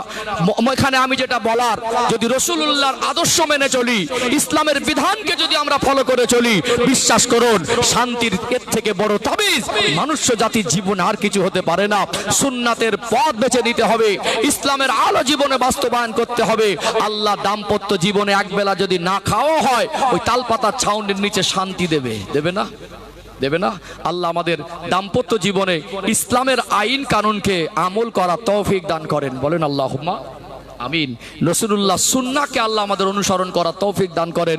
এটা হলো শান্তির সব থেকে বড় তাবিজ। আমার একটা আলোচনার পাঠ ছিল, সেটা হলো সংসার। এই যে কম বেশি প্রায় 45 মিনিট মতো কম বেশি আলোচনা করেছি, এই সাংসারিক জীবনটা মোটামুটি ক্লিয়ার বুঝতে পেরেছেন? এবার আসবো সম্পদের বিষয়ে। ধনী গরিব, আমাদের অভাব অনাটন দুঃখ কষ্ট, এর ভিতর থেকে কিভাবে আমরা সমাধান খুঁজবো। এই দাম্পত্য জীবনের সমাধান বলেছি, এবার অর্থনৈতিক জীবনের সমাধান তুলে ধরবো ইনশাআল্লাহ। একবার তাকবীর দান তো, নারে তাকবীর। আলোচনা বুঝতে পারছেন? আমি চাইলে একটা লম্বা ঘটনা বলতে পারতাম। আমি আপনাদের মন খুশি করতে বসিনি। মন খুশি করা অনেক রকম পলিসি আছে, অনেক রকম কায়দা ক্যাপাসিটির কথা আছে। আমি চাইছি আমার কওমের কাছে দ্বীনের পরিপূর্ণ শিক্ষাটা পৌঁছে যাক, আমাদের সন্তানদের জীবনে শান্তি ফিরে আসুক, আমাদের দাম্পত্য জীবনে আল্লাহ শান্তি দিক। আমরা দুনিয়াতে যদি সুন্নাহ অনুসরণ করি, জীবন যাপনটা ইবাদত হবে, আল্লাহ সাংসারিক জীবনে শান্তি দেবে, আখিরাতে আল্লাহ শান্তি দেবে ইনশাআল্লাহ। না তো এই দাম্পত্য জীবনে যদি অশান্ত হয়ে থাকে, পুরো জীবনটা যেন জাহান্নামের মতো হয়ে থাকে, থাকে না? পুরো জীবনটা একটা জাহান্নামের মতো হয়ে থাকে। আল্লাহ আমাদের বুঝ দান করেন। চলুন আমি একটু প্রাণ ভরে একটু আওয়াজ দেবেন, তাকবীর দিয়ে নিয়ে ইনশাআল্লাহ দাম্পত্য জীবনের কথাটা এখন এই পর্যন্ত ক্লোজ করছি, বিষয়টা সমাপ্ত করলাম। আমি সম্পদের জীবনের কথাটা তুলে ধরবো ইনশাআল্লাহ। অর্থনৈতিক বিষয়গুলো, ধনী গরিব, অভাব অনাটন, দুঃখ কষ্ট, সমস্যার সমাধান ইসলামের দৃষ্টিকোণ থেকে আমরা জানবো ইনশাআল্লাহ। আর একটু তাকবীর দেন, নারে তাকবীর। মাশাআল্লাহ, একটু প্রাণ ভরে আওয়াজ দেন, নারে তাকবীর। সিলসিলায়ে হক মুজাদ্দিদে জামান হিজবুল্লাহ ঘোষপুর সমসপুর গ্রামবাসী বিন্দু, এ মাহফিলের কমিটির সাহেবানগণ, নারে তাকবীর। ও ভাইজানেরা, সোনার মানিক যুবকেরা, আব্বারা মায়েরা, যেহেতু আমার আলোচনার পর্ব ছিল শেষ পর্বটা, সেটা হলো সম্পদ। সাংসারিক জীবনে ব্যাখ্যা দিয়েছি। নেক্সট পয়েন্ট, পরবর্তী পয়েন্ট, সেটা হলো সম্পদের জীবন। দুনিয়াতে আমরা মানুষ, কেউ বা ধনী, কেউ বা গরিব, কেউ বা মধ্যবিত্ত। দুনিয়াতে আমার আল্লাহ কেন ধনী গরিব করেছেন একটু জানতে মন চায় কি চায় না? বানানো কথা বলে অভ্যস্ত নয়। নয়, রেফারেন্স দিয়ে কথা বলি। কোরআনুল কারীম থেকে দুটো আয়াত তুলে ধরলে আল্লাহ দয়াময় কেন ধনী গরিব করেছেন বিষয়টা পরিষ্কার হয়ে যাবে। কোরআনুল কারীমের 30 নম্বর পারায় একটি সূরা আছে, সূরার নাম হলো সূরাতুল ফাজর। এই সূরাতুল ফাজরের 15 এবং 16 নম্বর আয়াতে আল্লাহ দয়াময় কেন ধনী আর গরিব করেছেন পৃথিবীর মানুষকে স্পষ্ট করে জানিয়ে দিলেন। সূরাতুল ফাজরের 15 নম্বর আয়াত আল্লাহ পাক বলেন, ফাম্মাল ইনসানু ইযা মাবতালাহু রাব্বুহু ফাআকরামাহু ওয়া না'আমা ফায়াকুলু রাব্বি আকরামান। আমি আল্লাহ মানুষকে পরীক্ষা করার জন্য যখন মাল সম্পদ দেই, অভাব অনাটন ঘুচিয়ে আমি আল্লাহ যখন তাকে অর্থ সম্পদ দিয়ে দেই, ওই মানুষটা বলে ফায়াকুলু রাব্বি আহানান, আল্লাহ আমার প্রতি অনুগ্রহ করেছে। দুনিয়াতে আমার আল্লাহ যদি কাউকে মাল সম্পদ দেন আল্লাহর কোরআনের আয়াত অনুযায়ী সেটা হলো পরীক্ষা স্বরূপ। দুনিয়াতে যত ধনী মানুষ, সুখী মানুষ, অর্থশালী মানুষদের সঙ্গে ওটা বসা করবেন, অনেকবার হয়তো বলতে শুনেছেন আল্লাহ পাক আমাকে ভালোবেসে অনেক কিছু দিয়েছে। এই কথা বলে কি বলে না? কি বলে? আল্লাহ আমাকে ভালোবেসে অনেক কিছু দিয়েছে। অথচ আল্লাহ যদি সম্পদ দেন সেটা কি স্বরূপ? পরীক্ষা স্বরূপ। কি স্বরূপ? পরীক্ষা স্বরূপ। কোরআনুল কারীমের 30 নম্বর পারা, সূরার নাম হলো সূরাতুল ফাজর, 16 নম্বর আয়াত আল্লাহ পাক জানিয়ে দেন, ওয়া আম্মা ইযা মাবতালাহু ফাকাদারা আলাইহি রিজকা ফায়াকুলু রাব্বি আহানান। আমি আল্লাহ মানুষকে পরীক্ষা করার জন্য যখন অভাব-অনাটন দেই, দারিদ্রতা দেই, রিজিককে সংকুচিত করে দেই, তখন মানুষ বলে ফায়াকুলু রাব্বি আহানান, আল্লাহ আমাকে হেয় করেছে। অনেক মানুষ অভাবী জীবনে পরীক্ষায় ধৈর্য সবর করতে না পেরে বলে ফেলে আল্লাহ আমাকে গরিব করে রেখেছে। গরিব মানুষদের মধ্যে এই কথা অনেকে বলে কি বলে না? আল্লাহ পাক যদি কাউকে ধনী করেন, অর্থ সম্পদ দেন, সেটাও পরীক্ষা স্বরূপ। আল্লাহ কাউকে যদি অভাব দেন সেটাও পরীক্ষা স্বরূপ। এটা কোরআনুল কারীমের আয়াত। চলুন আর একটা আয়াত তুলে ধরি। কোরআনুল কারীমের 29 নম্বর পারা শুরুতে একটি সূরা আছে, সূরার নাম হলো সূরাতুল মুলক। 114টি সূরার ভিতরে সূরাতুল মুলক হলো 67 নম্বর সূরা। সূরাতুল মুলকের 2 নম্বর আয়াত আল্লাহ দয়াময় স্পষ্ট করে জানিয়ে দেন, আল্লাযী খালাকাল মাউতা ওয়াল হায়াতা লিয়াবলুয়াকুম আইয়ুকুম আহসানু আমালা। আমি আল্লাহ হায়াত আর মউতকে এই জন্য সৃষ্টি করেছি যাতে আমার বান্দা বান্দি কতটুকু নেক আমাল করতে পারে সেটা দেখার জন্য। দুনিয়াতে আল্লাহ পাক আমাদের যে হায়াতে জীবন দিয়েছেন এটা অতি অল্প। আমাদের কাছে 60-70 বছর যদিও মনে হয় অনেক বেশি, কিন্তু আখিরাতে যে জীবন, ওই জীবনের শেষ নাই। আল্লাহ পাক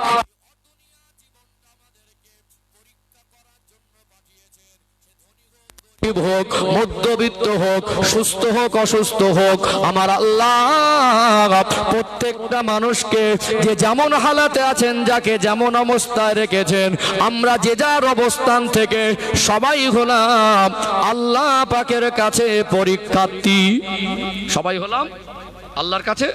কখন আল্লাহ অর্থ দেন, রাজত্ব দেন, সম্মান দেন, সম্পদ দেন, সেটাও যেমন পরীক্ষা স্বরূপ। কখন আল্লাহ সুস্থ রাখেন, কখনো অসুস্থতা দেন, কখনো অভাব দেন, কখনো বিপদ দেন, কখনো মুসিবত দেন, সেটাও আল্লাহর কাছে পরীক্ষা স্বরূপ। কিন্তু যারা অভাবী, যারা দুঃখী, যারা মুসিবতে থাকে, তারা মনের কাছে অনেক প্রশ্ন করে যে আল্লাহ কি আমার প্রতি অবিচার করেছে? এই সমস্ত প্রশ্ন আমাদের মধ্যে অনেক সময় ঘরে। অনেক সময় মনে হয় আমি কি দোষ করেছি, আমি কি কি এমন অপরাধ করেছি? মানুষ কত জুলুম অত্যাচার করে, মানুষ দুনিয়ায় কত হারাম কাজ করে, কত রকম গুনার কাজ করে, পাপের কাজ করে না, নামাজ পড়ে না, পাপের কাজ করে, নামাজ পড়ে না, রোজা রাখে না, অসৎ পথে চলো, তারা কত বুক ফুলিয়ে বেড়াচ্ছে। আমি হালাল রুজি ইনকাম করে নামাজ কালাম পড়ে যত সৎ পথে চলি, বিপদটা যেন আমার উপরে বেশি। তাহলে আল্লাহ কি আমার উপরে কি অসন্তুষ্ট? অথবা এইরকম অভাবের সময়, কষ্টের সময়, মুসিবতের সময় শয়তান ইবলিসও বিভিন্ন রকম ধোঁকা দিয়ে একটা মানুষকে পথভ্রষ্ট করার, তার ভিতরে অনেক রকম অসওয়াসা দেয় কি দেয় না? একটু হ্যাঁ দেন, দেয় না? তাহলে এখানে অভাবের জীবন আর সম্পদের জীবন হোক, এখানে আমাদের কিভাবে এই অস্থায়ী জীবনে আমরা আল্লাহর পরীক্ষায় উত্তীর্ণ হব, সেই সমস্ত আলোচনা আরো কোরআন হাদিস থেকে স্পষ্ট করা দরকার আছে না নেই? আছে না? আছে না? আপনারও মনে কখনো প্রশ্ন হয় যে আল্লাহ আমি সৎ পথে চলে আমার কেন এত বিপদ? এই কেন কথার প্রশ্ন হয়তো উত্তর খুঁজে পান না। যত রকম মনের প্রশ্ন থাকতে পারে সব উত্তরগুলো ইনশাল্লাহ আমি আলোচনা যতটা সময় গড়াবে আরো পরিষ্কার হয়ে যাবে ইনশা আল্লাহ। ও ভাইজানেরা, সোনার মানিক যুবকেরা, আব্বারা মায়েরা, দুনিয়াতে যত মানুষ আছে কেউ বা ধনী আর কেউ বা গরিব, আমার আল্লাহ দয়াময়, তিনি হলেন রিজেকের মালিক। আল্লাহ রহমতের ভান্ডারে মালের কমি নাই। আমার আল্লাহ দয়াময়, তিনি যদি মনে করতেন প্রত্যেকটা মানুষকে crore crore million billion trillion ডলারের মালিক বানিয়ে দিতে পারতেন। আল্লাহ পাক আসমান জমিন সৃষ্টি করেছেন, জান্নাত জাহান্নাম সৃষ্টি করেছেন, কুল কায়নাতকে সৃষ্টি করেছেন।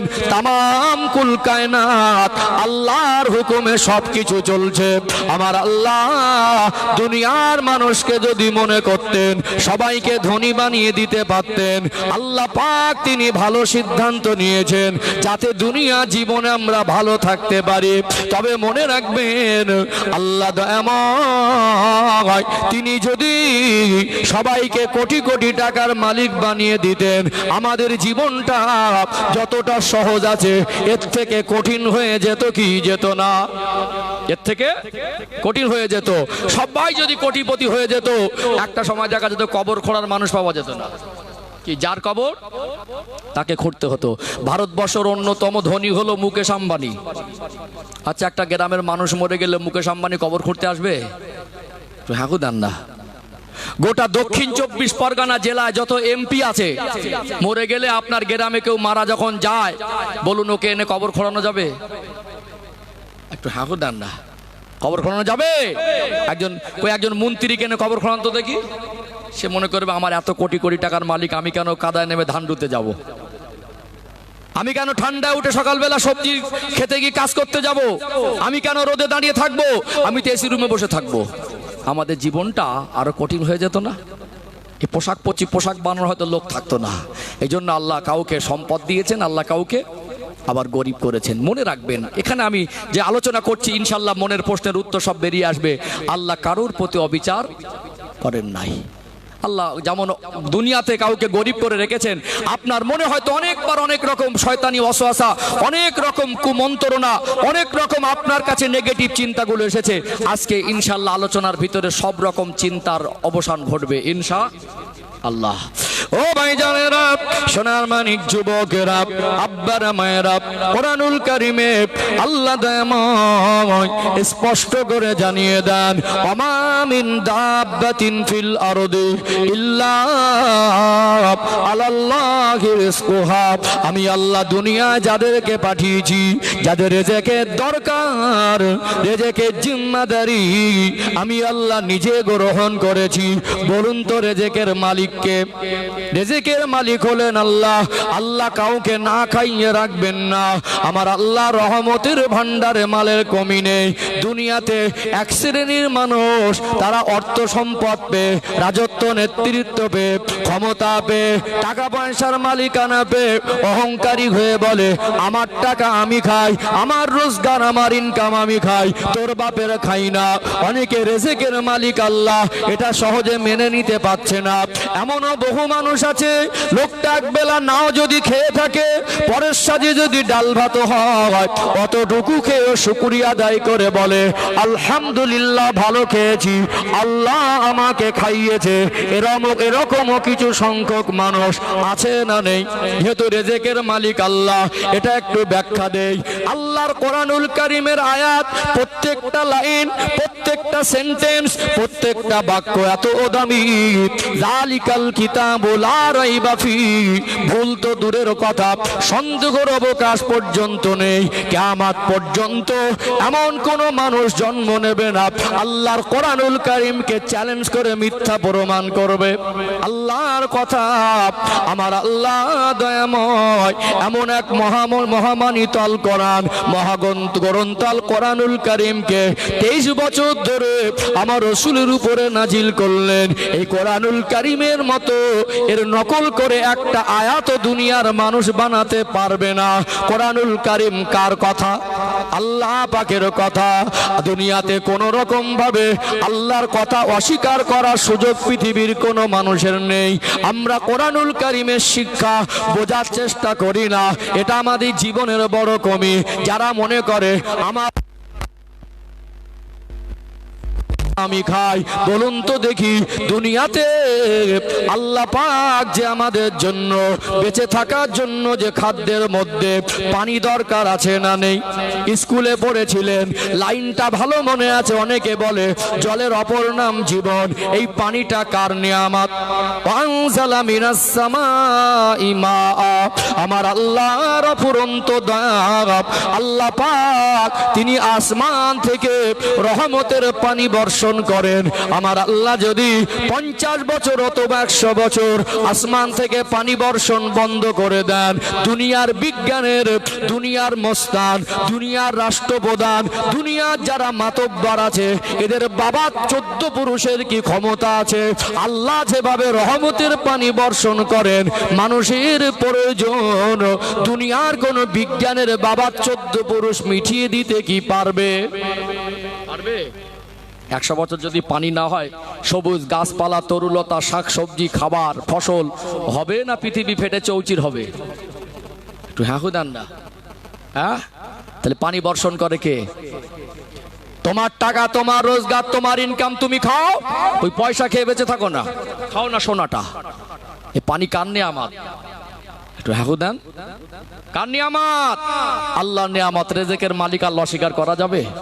দুনিয়াতে আমরা মানুষ পানি খাই, ফল খাই, খাবার খাই, ভাত খাই, রুটি খাই, যাই খাই না কেন আমার আল্লাহর নিয়ামত অস্বীকার করা যাবে না। আমরা জীবনে যা খাই সবটাই কিন্তু আল্লাহ পাকের নিয়ামত। হালাল খাবার কার নিয়ামত? আরো জোরে বলেন, কার নিয়ামত? দুনিয়ার কোন মস্তান, দুনিয়ার কোন ধনী, দুনিয়ার কোন বিজ্ঞানের কি বাবা 14 পুরুষের ক্ষমতা আছে একটা ধান অথবা গমের দানা থেকে 20 পাতা বার করবে? আছে? আল্লাহ যদি চায় তো পচে যাবে। আর যদি পচে যায়, দুনিয়ার বিজ্ঞানের বাবা 14 পুরুষের ক্ষমতা নেই পচা গম বা ধান থেকে 20 পাতা বার করবে? পারবে? আর যদি আল্লাহ চায় তো ওই গমের থেকে, ধানের থেকে একটা 20 পাতা বের হবে, ওটা আল্লাহ কুদরতে বড় করবেন, আবার একটা ধান বা গমের শীষ দেবেন। এ নিয়ামত কার? জোরে বলেন, কার নিয়ামত? আল্লাহর নিয়ামত। আল্লাহ পাক তিনি কত বড় দয়াময়। আমরা একটা আলুর কলার বীজকে মাটির নিচে পুঁতে দেই, আল্লাহর অফুরন্ত দয়া। ওই কলা থেকে আল্লাহ গাছ করে দেন, ওই গাছের তলায় মাটির নিচে আমার আল্লাহ 1-1.5 কিলো 2 কিলো আবার আলু দান করেন কি করেন না? আল্লাহ একটা দানা থেকে গাছ, গাছ থেকে ফুল, ফুল থেকে ফল। আল্লাহ রেজেকের মালিক আমাদের জন্য কত সুস্বাদু ফল মূল আল্লাহ দিলেন। পাকা কলাটার ভিতরে মিষ্টি কে দিয়েছেন? আল্লাহ পাক যেমন পাকা কলা দিয়েছেন, সুন্দর ছাল দিয়ে ঢেকে দিয়েছেন, আপেল দিয়েছেন, ডালিম দিয়েছেন, সুন্দর ছাল দিয়ে ঢেকে দিয়েছেন, কাঁঠাল দিয়েছেন, সুন্দর ছাল দিয়ে ঢেকে দিয়েছেন। আল্লাহ যদি ওই ছালটা না দিতেন, আমাদের খালি চোখে দেখতে পাই না কত ব্যাকটেরিয়া, জীবাণু ছোট ছোট উড়ে বেড়ায়, যেটা আমাদের শরীরের জন্য ক্ষতি। ওই ওইগুলো আমাদের শরীরের ভিতরে গেলে আমরা অসুস্থ হয়ে পড়তাম। আল্লাহ পাক গোটা দুনিয়া জমিনে আমাদের জন্য সুস্বাদু হালাল খাদ্য হিসাবে অসংখ্য ফলমূল দিয়েছে, না দেয় নাই? এগুলো কার নিয়ামত? আল্লাহ নিয়ামত। যে সমস্ত অপদার্থ অহংকারী মানুষগুলো বলে আমার টাকা আমার রোজগার আমি খাই, একটা মানুষ মায়ের গর্ভে থাকা অবস্থায় তখন কে খাওয়ায়? বাবা মার ফিজিক্যাল সম্পর্ক, 2 ফোঁটা নাপাক পানি, ওই 2 ফোঁটা নাপাক পানিকে আল্লাহ দয়াময় একত্রিত করে ওটাকে রক্তপিণ্ড, তারপরে গোস্তে পরিণত করে প্রত্যেক 40 দিন পর পর মায়ের গর্ভ নামক একটা নিরাপদ জায়গা, যেখানে দুনিয়ার কোনো ভিক্টোরিয়া, দুনিয়ার কোনো জীবাণু গিয়ে অ্যাটাক করতে পারে না, মায়ের গর্ভের ভিতরে প্রতি 40 দিন পর পর একটা মানুষের পরিপূর্ণ শরীরের গঠনের এক এক ধাপ আল্লাহ কমপ্লিট করেন। একটা বাচ্চা মায়ের গর্ভে যখন 4 মাস তার হার্টবিট এসে যায়, একটা মা অনুভূতি করতে পারে আমার গর্ভের মধ্যে আল্লাহ বাচ্চা দিয়েছেন। ওই বাচ্চাটার তখন চোখ ফোটে না, গালে দাঁত থাকে না, দুনিয়ার কোনো মানুষ ওখানে খাবার পৌঁছাতে পারবে না। আল্লাহর অফুরন্ত দয়া, আল্লাহর অফুরন্ত করুণা, ওই ছোট বাচ্চার জন্য যেটা উপযুক্ত খাবার মায়ের নাড়ির সঙ্গে কানেকশন করে আমার আল্লাহ মায়ের গর্ভে একটা বাচ্চা শরীরে খাবার পৌঁছে মায়ের গর্ভের মধ্যে ধীরে ধীরে বড় করে। জোরে বলেন না। এখন বলছে নিমক হারাম, বলছে আমি আমার খাই, তোর বাপের খাইনি। খাই কার? কার খাই? আল্লাহর খাই না? রাজত্ব, নেতৃত্ব, ক্ষমতা, পদ, মস্তানি, অহংকার। আল্লাহ বলে বান্দা দুনিয়াতে আমি আল্লাহ তোকে পরীক্ষা স্বরূপ দিয়েছি।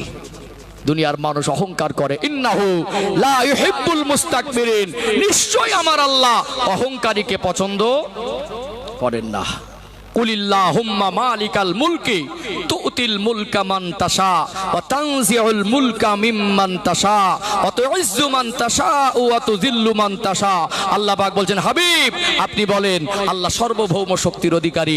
আল্লাহ যাকে ইচ্ছা তাকে রাজত্ব দেন, যাকে ইচ্ছা তার রাজত্ব ছিনিয়ে নেন, যাকে ইচ্ছা তাকে ইজ্জত দেন, যাকে ইচ্ছা তার ইজ্জত ছিনিয়ে নেন। মাঝে মাঝে আল্লাহ পৃথিবীর মানুষকে দেখায় প্রধানমন্ত্রীর চেয়ার কোন দিক থেকে যায় টের পাওয়া হাঁকু দেন না।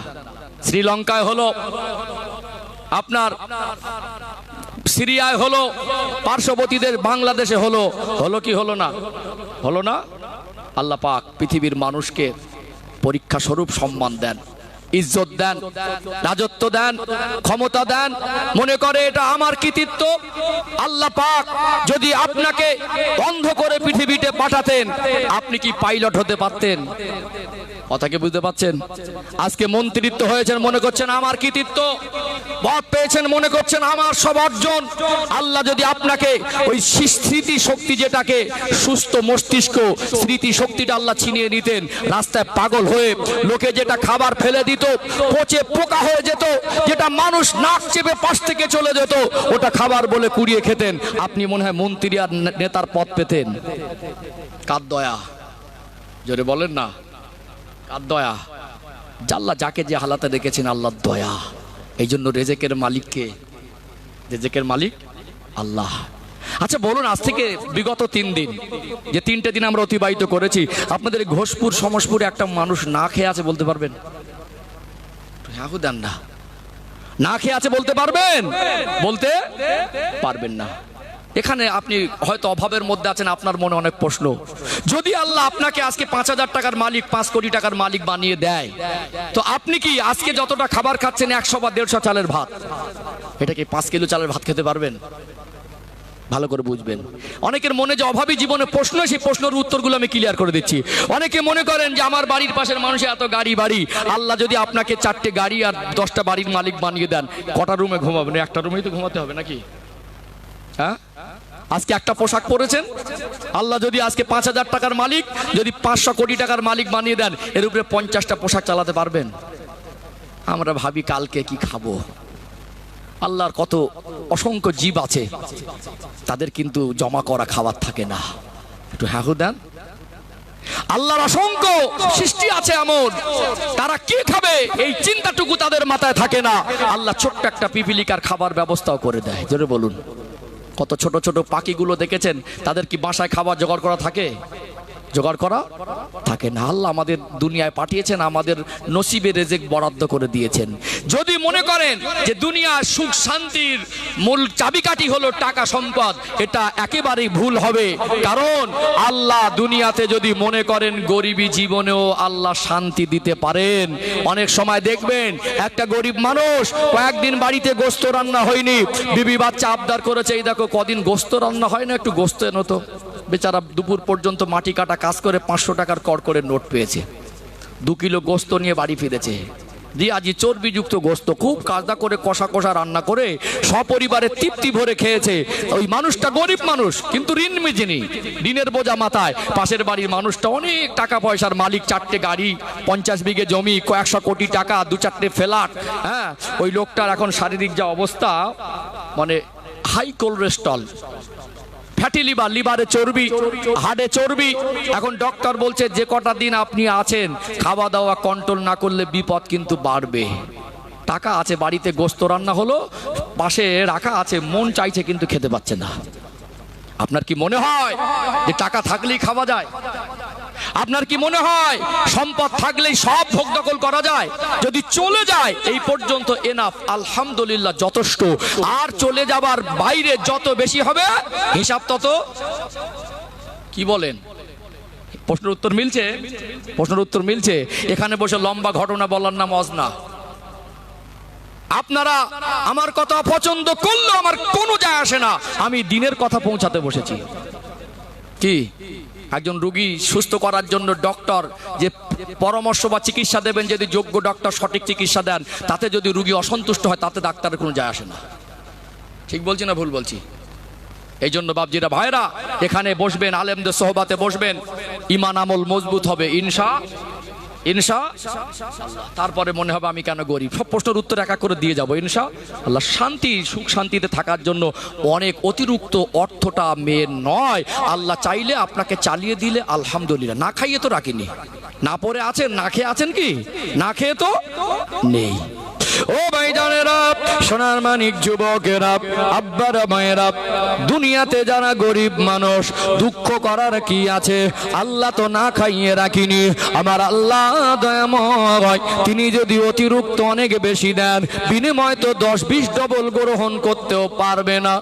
আমার আপনার নবী, দয়ার নবী, মায়ার নবী, উম্মতের বড় দরদি, কোরআনুল কারীমের 17 নাম্বার পারার 10 নাম্বার পৃষ্ঠার মিডিল পয়েন্টের নিচে আমার আল্লাহ জানিয়ে দেন, সূরাতুল আম্বিয়ার আয়াত। আমার আল্লাহ বলেন, ওমা আরসালনাকা ইল্লা রাহমাতাল লিল আলামিন। আমি আমার হাবিবকে তামাম সৃষ্টি জগতের জন্য রহমত স্বরূপ করে পাঠিয়েছি। জোরে বলুন সুবহানাল্লাহ। কি রহমতের নবী! আল্লাহ জানাকে না বানালে কুল কায়নাত বানাতেন না। আল্লাহ জানাকে সৃষ্টি জগতের মধ্যে সব থেকে বেশি ভালোবাসেন। সেই নবী আমার যদি মনে করতেন ভোগ বিলাস করবেন, দুনিয়ায় রাজত্ব করবেন, দুনিয়ার মাল সম্পদ অঢেল জমা করবেন, আল্লাহর নবী তিনি পারতেন কি পারতেন না? আমার নবী নিজেকে যতটা ভালোবাসেন তার থেকে গরিব উম্মতি দিগকে ভালোবাসেন। আল্লাহ নবী নিজে দুনিয়ার ভোগ বিলাস ত্যাগ করে দুঃখ কষ্ট অভাব অনাটনের জীবন বেছে নিয়েছেন। আমার নবী সাহাবাদের সান্ত্বনা দিতেন, ও বাবা সাহাবীরা, আল্লাহ পরীক্ষা স্বরূপ যদি অভাব অনাটন দেন, সবর করে নেন। দুনিয়াটা হলো অস্থায়ী। আমি রাসূল যদি ভোগ বিলাস করি, আমার যারা গরিব উম্মতি তারা আফসোস করবে, আর তারা বলবে নবী কি করে রহমতের নবী হয়, নবী কি করে দয়ার নবী হয়। তিনি তো ভোগ বিলাস করেছেন, গরিবের মায়া কি বুঝবেন? আল্লাহ নবী বললেন, আমি রাসূলুল্লাহ আমার গরিব উম্মাত উম্মাতীদের জন্য আমি বড় সান্ত্বনা। আমি নিজেও গরিবী জীবন বেঁচেছি। দুনিয়ায় যারা গরিব উম্মাত উম্মাতী তাদের হালাতটাও গরিব, আর আমি রাসূলুল্লাহর হালাতটাও গরিবী জীবন। আর হাসরের ময়দানে আমি রাসূলুল্লাহ আমার গরিব উম্মাত উম্মাতীদের পাশে থাকবো। আরো জোরে বলুন, আল্লাহ নবী বলেন, ও আমার সাহাবীরা, আল্লাহ যে হালাতে রাখেন, পরীক্ষায় উত্তীর্ণ হওয়াটা হলো জিন্দেগির মানে। এই জিন্দেগির মূল সফলতা হলো আল্লাহ রেজামন্দি হাসিল করা। মন খারাপের কিছু নেই। যদি আল্লাহ পাক কিছুদিন হায়াত দেন, আল্লাহ যদি অভাব দেন, সবর যদি করে নিতে পারে, মাল বেশি হলে হিসাব বেশি হবে। যারা অভাবী জীবনে দুঃখ কষ্ট বেদনা সহ্য করবে, আমার আল্লাহ দুই জগতে তাদের কষ্ট দেবে না। তারা আল্লাহর উপরে সন্তুষ্ট ছিল। বিচার দিবসে আমার আল্লাহ ধনীদের থেকে 500 বছর আগে আল্লাহ জান্নাত নসিব করে দেবে। দুনিয়ায় 20 বছর তো বাপের হোটেলে খেয়েছি। ক বছর? হাঁকুদান না। ছোটবেলায় কি বাপ বলেছে ইনকাম করে আমাকে খাওয়া? নিজে রক্ত পানি করে সন্তানদের খাইয়েছে, খাওয়াইনি? হাঁকুদান। 20 বছর প্লাস বয়স হলো, সংসারে হাল ধরলেন, কদিন বাঁচবো বলা যাবে?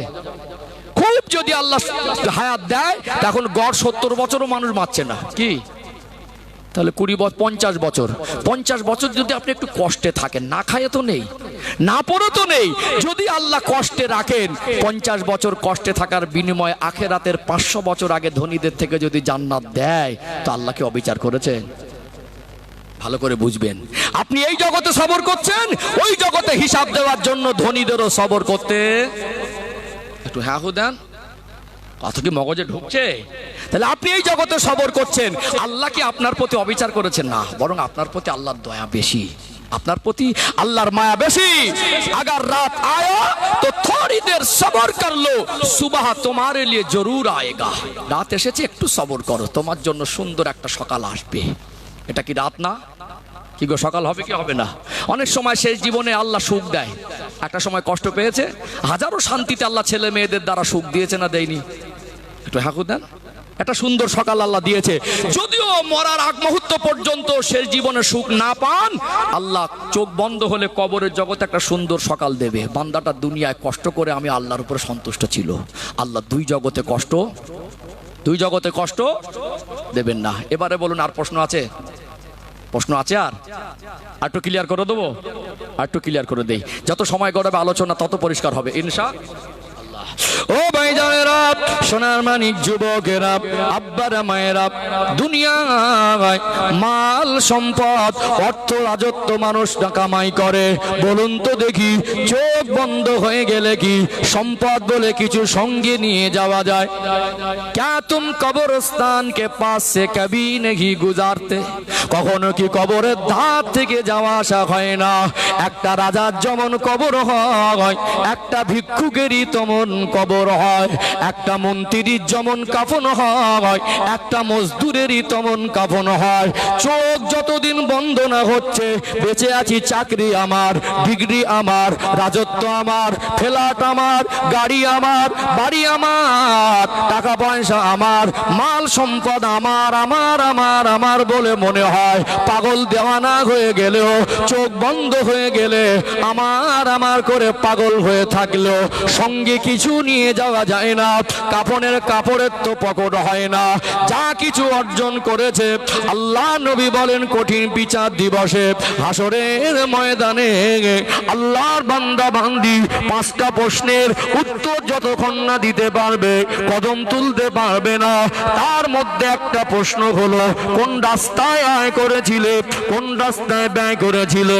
দুনিয়ার মায়ায় অন্যের মাল আত্মসাৎ করে, দুনিয়ার মায়ায় গরিবের হক নষ্ট করে, দুনিয়ার মায়ায় ক্ষমতার বল প্রয়োগ করে হারাম পন্থায় মাল সম্পদ জড়ো করছে।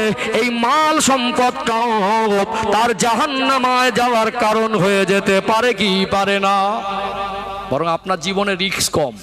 শুধু একটা আমল, সবর করতে হবে। কি করতে হবে? কি করতে হবে? সবর। আমার নবী গরিবী জীবনটা পছন্দ করেননি? আমার নবী সবর করেননি? একটা দৃষ্টান্ত, আমি তো একটু বাস্তবতার আয়াত রেফারেন্স দিই আর বাস্তবতাও তুলে ধরি, তার সাথে সাথে রাসূলুল্লাহ জীবনী, সাহাবাদের জীবনী থেকে আমি রেফারেন্সও দিই। কথা ঠিক না বেঠিক? আল্লাহ নবী হুজুর আমার সফর থেকে ফিরছেন, চেহারায় ক্লান্তি ছাপ, পেটে বড় ক্ষুধা। নবী আমার মনে করলেন কার হুজরায় যাব, মনে মনে করতে লাগলেন হযরতে আয়েশা সিদ্দিকা রাদিয়াল্লাহু আনহার হুজরায় যাব। আল্লাহ নবী দাঁড়িয়ে গেলেন হুজরার সামনে। আম্মা জান হযরতে আয়েশা সিদ্দিকা রাদিয়াল্লাহু আনহাকে সালাম দিলেন। আল্লাহ নবী সালামের জবাব দিয়ে দরজা খুলে দিলেন। নবী আমার বললেন, ও হযরতে আয়েশা, পেটে বড় ক্ষুধা, খাবার মতো কি আছে? আম্মা জানের চোখ দুটা ছলছল করে। আল্লাহ নবীর পূর্ণিমার চাঁদের মতো চমকানো চেহারার দিকে তাকালেন। ইয়া রাসূলুল্লাহ, ইয়া হাবিবাল্লাহ, আপনি আল্লাহর প্রিয় হাবিব, আমি আয়েশার ঘরে এসেছেন, আমি কতটা খুশি আপনাকে হয়তো ভাষায় বোঝাতে পারবো না। ইয়া রাসূলুল্লাহ, হাবিবাল্লাহ, আপনার ওই নূরানি পূর্ণিমার চাঁদের মতো চমকানো চেহারা দেখে মনে হয় আপনি অনেক ক্লান্ত, চেহারায় ক্লান্তির ছাপ, আর আপনি অনেক বেশি ক্ষুধার্ত। তবে ইয়া রাসূলুল্লাহ, ইয়া হাবিবাল্লাহ, আজ কয়েকটা দিন পার হয়ে গেল, উনান জ্বালানোর প্রয়োজন হয় নাই, রান্না করার মতো ঘরে কিছু নাই, খেজুর খেয়ে পানি খেয়ে, শুকনো খাবার খেয়ে পানি খেয়ে দিন অতিবাহিত করেছি। আজ আমার মনে হয় আল্লাহর প্রিয় হাবিব এসেছেন, ক্ষুধার্ত অবস্থা আমি আয়েশার হুজরায়, যদি আমার ঘরে তেমন কিছু খাবার থাকতো, আল্লাহর হাবিবের খেদমতে যদি পেশ করতে পারতাম, কতই না ভালো লাগতো। ইয়া রাসূলুল্লাহ, ইয়া হাবিবাল্লাহ, আমার ঘরে পানি ছাড়া আর কোনো খাবার নাই। আল্লাহ নবী আম্মা জানকে সান্ত্বনা দিতে লাগলেন, ও হযরতে আয়েশা, আমি নবী হলো তো আপনার স্বামী, স্ত্রীদের স্বামীর কাছে অনেক চাওয়া পাওয়া, অনেক আশা আকাঙ্ক্ষা থাকে, আমি সময় মতো পর্যাপ্ত খাবারের আয়োজন বাজার করে দিতে পারি না, দামি দামি অলংকার, উন্নত পোশাক কিনে দিতে পারি না, এই জন্য কি কষ্ট পান? আল্লাহ নবীর ওই চাঁদ মুখের পানে তাকিয়ে আল্লাহ নবীকে বলেন, ইয়া রাসূলুল্লাহ, হাবিবাল্লাহ, আপনি আপনার উম্মতিদের নাজাতের জন্য এত বেশি পেরেশান থাকেন, আপনি নিজে এত কষ্ট করেন, আমি আয়েশা, আমি বড় সৌভাগ্যবতী, আল্লাহ দয়াময়, আমি আয়েশাকে তার প্রিয় হাবিবের স্ত্রী হওয়ার সুযোগ দিয়েছেন। আল্লাহর হাবিব যদি এত কষ্ট সহ্য করতে পারেন, আমি তার বিবি হওয়ার সুবাদে এতটা তো সহ্য করে দিতে পারি। হুজুর, কোনো রাগ নেই, কোনো কষ্ট নেই, আল্লাহর প্রিয় হাবিবের জীবন সঙ্গী হয়েছি, এর থেকে বড় চাওয়ার কি হতে পারে? আল্লাহর হাবিব যদি সহ্য করতে পারেন, আমি তার বিবি হওয়ার সুবাদে তো সহ্য করে নিতে পারি। আল্লাহ নবী বলেন, ও হযরতে আয়েশা, আল্লাহ আমাকে এত বেশি ভালোবাসেন, আমি আল্লাহর কাছে যদি একবার বলি, আমার আল্লাহ আমি রাসূলুল্লাহর জন্য উহুদ পাহাড়টা সোনায় পরিণত করে দেবে। আজকে যারা ইয়াং জেনারেশন, আমার যুবক ভাইরা আছে, সোশ্যাল মিডিয়ার কারণে গোটা বিশ্বের খবরটা আমাদের হাতের মুঠোয়। দুবাইয়ের বুর্জ খলিফার নাম শুনেছেন, পৃথিবীতে শুধু সোনা দিয়ে বিল্ডিং বানানো এমন বিল্ডিং কোথাও নেই। আল্লাহ পাক যদি আমার রাসূলুল্লাহর জন্য উহুদ পাহাড়টা সোনা করে দিতেন, আমার নবী যদি একবার মুখ থেকে বলতেন, আমার নবী যদি চাইতেন, তো সোনার ইট দিয়ে বিল্ডিং বানাতে পারতেন কি পারতেন না? পারতেন না? পারতেন। সেই নবী আমার উম্মতের দরদি, দুদিন অনাহারে থাকতেন, পেটে ক্ষুধা থাকতো। একজন হাদিয়া নিয়ে আল্লাহ নবীর কাছে দিলেন, হুজুর এটা আপনার খেদমতে এনেছি। আল্লাহ নবী ক্ষুধার্ত অবস্থায় মনে মনে করতেন, দুদিন সেইভাবে পেট পুরে খাওয়া হয়নি, তো আমি এই রুটিটা খাবো। হঠাৎ একজন ক্ষুধার্ত মানুষ এসে আল্লাহর হাবিবের কাছে হাত পাততো, ইয়া রাসূলুল্লাহ, আমি কয়েকদিন খাইনি, আমার পেটে ক্ষুধা। আল্লাহ নবী সাল্লাল্লাহু আলাইহি সাল্লাম এমন দয়ার মায়ার নবী, তিনি যে দুদিনের ক্ষুধার্ত এটা সাহাবীকে বলতেন না। আমি আপনি হলে বলতাম তোর থেকে বড় ফকির আমি, তুই আমার কাছে ভিক চাচ্ছিস। আল্লাহ নবী একবার মুস্কি হেসে বলতেন, এটা আপনার প্রয়োজন নিয়ে যান। জোরে বলুন, কি রহমতের নবী! সেই নবী কি গরিবদের দুঃখ কষ্টের ভাগিদার হয়নি? আল্লাহ হাতকে এত সম্মান করেছিলেন, এত মাকাম দিয়েছিলেন আল্লাহর হাবিবকে, শুধু মনে মনে যেটা আশা করতেন আল্লাহ ওটা আমার রসুলকে দান করতেন। জোরে বলুন, সেই নবী তিনি যাতে কোনো গরিব উম্মাত কষ্ট না পায়। কাপড়ের পকেট হয় না, ক্ষণিকের জন্য কটা দিন সবর করে নিতে হবে। কি করে নিতে হবে? সবর করে নিতে হবে। তারপরেও যদি আপনার মনে হয় আমারও আশা আছে, দুই বাচ্চা পরিবার নিয়ে একটু ভালো থাকবো, ইসলামে অর্থ কামাই করার ভিতরে নিষেধাজ্ঞা নেই। হালাল পথে কোটিপতি হন। আমি বলি আমার একটা ভাই ঝোলালিয়ে ঘুরবে না।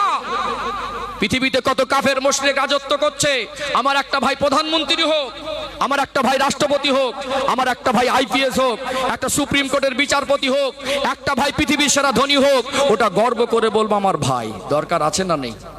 তারপরে যদি মনে হয় আপনার যে আমার মাল সম্পদ দরকার, তারও পন্থা বলে দেবো। একটু হাহুদান না, বলে দেবো। এতক্ষণ তো সবরের কথা মনে যে অনেক রকম প্রশ্ন হয়, নেগেটিভ প্রশ্ন, শয়তানের ধোঁকা, সেগুলোকে নিষ্পত্তি করার চেষ্টা করেছি। এখন যদি তারপরে আপনার মনে হয় পাশের বাড়ির মানুষটার টাকা পয়সা মাল সম্পদ আছে, আমারও দরকার, তার পন্থা বলে দেবো। বলে পন্থাগুলো বলে দেয়, সমাধান বলে দিচ্ছি। আর হয় না কেন? রোজগার করছি, কষ্ট করছি, মুখ থুবড়ে পড়ছি, কেন হয় না? তার ফলগুলো বলে দেবো ইনশাআল্লাহ। দেখবেন শুধু মানুষের কাছে ডক্টরের কাছে গেলে শুধু রোগ নির্ণয় করাটা ডক্টরের কাজ না, তার রোগটাকে নির্মূল করার জন্য উপযুক্ত ঔষধ দেওয়াটাও ডাক্তারের কাজ। অনেক রকম অজের কোয়ালিটি আছে, শুধু সমাজের মানুষকে নিয়ে অট্টহাসি করবো, তাদের ভুলগুলো তুলে ধরবো, মানুষকে হাসাবো, এটাই ওয়াজ না। তাকে যেমন ভুলটাকে ভালোবেসে ধরিয়ে দিতে হবে, তাকে ওই ভুলটা শোধরানোর পথটাও বলে দিতে হবে। দরকার আছে না নেই? আছে না? সম্মানিত ভাইরা, যেটা বলার, আল্লাহ পাক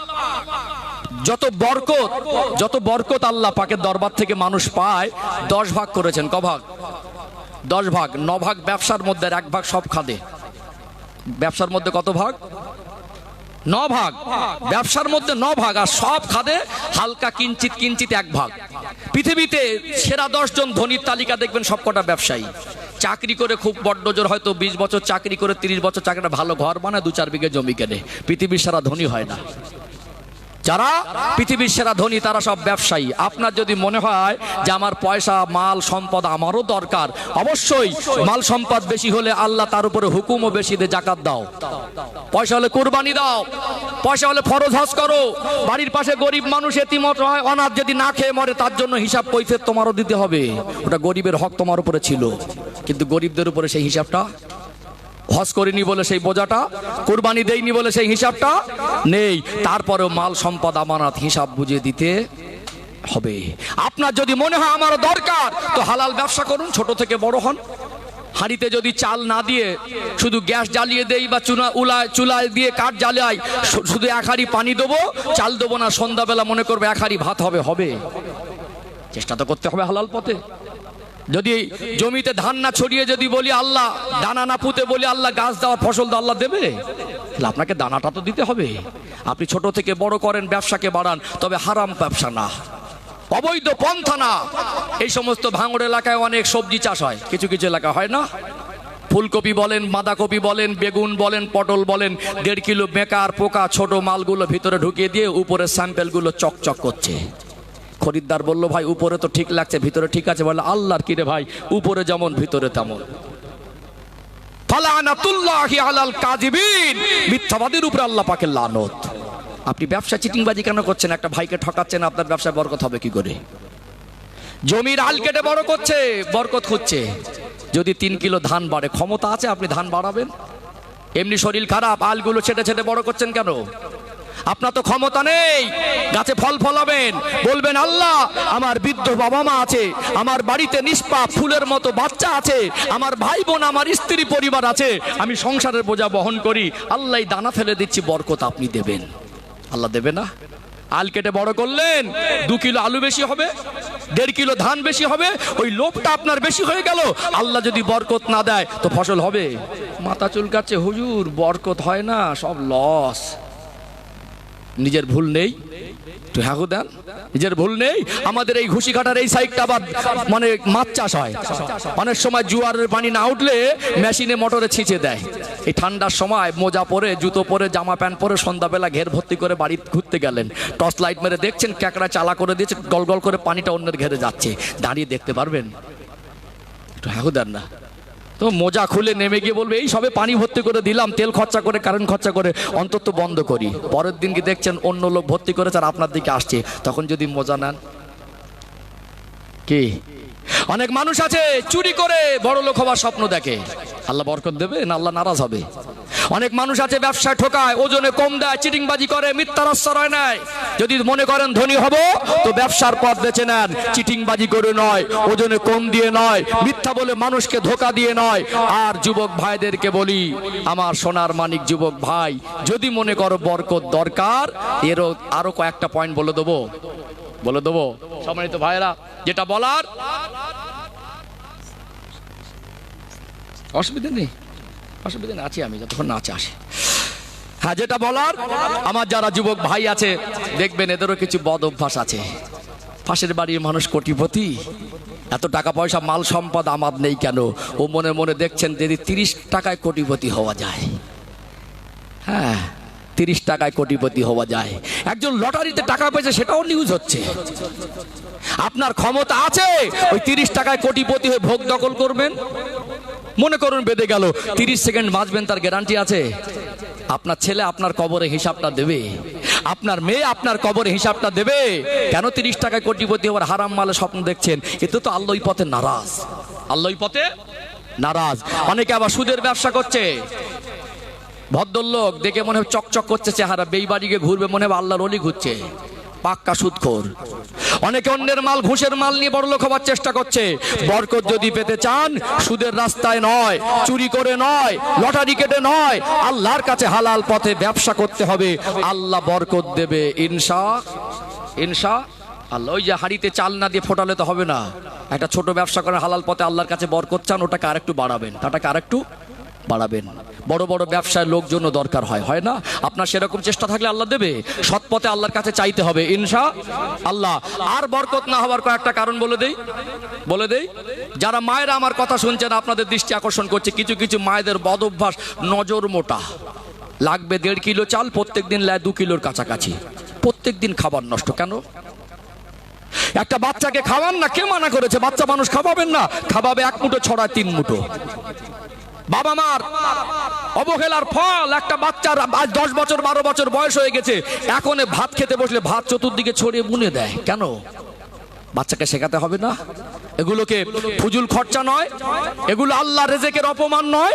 আল্লাহ রেজেকের অপমান করলে, সম্মান না করলে আল্লাহ বরকত দেবে না। যুবক ভাইদের এখন দৃষ্টি আকর্ষণ করে বলছি, এখন বিয়ে বাড়ির খাওয়া, কলমাখানি বাড়ির খাওয়া, সবরেসানি বাড়ির খাওয়া, লাগ খেতে পারবে 4 পিস নিয়েছে 8 পিস। কেন পাতের সামনে অতটা তুলে দিলেন? ফাউ মাল বলে কেন তুলে দিলেন? এখন আগের দিনের চিত্তরূপ, আপনার দাদু যদি বেঁচে থাকে, আব্বা যদি বেঁচে থাকে, তো জিজ্ঞেস করুন কি দিন গেছে। মাসে একদিন গোস্ত আনলে আনন্দ করতো, আমার আব্বা গোস্ত এনেছে, 2 পিস ভাগে পড়লে হাড়ের গায়ে গোস্ত লেগে থাকতো। খেতে পারবেন না, নিয়েছেন কেন? ফাউ মাল কেন অতটা তুলে দিলেন? বিয়ে বাড়িতে যে পরিমাণে খাবার নষ্ট হয়, বিশ্বাস করুন আল্লাহ নারাজ হয়ে যায়। নিয়ামতের কদর করে না। এখন আশ্চর্য লাগে, এখন তো সব মানে ডিগবাজি খাওয়া পার্টি।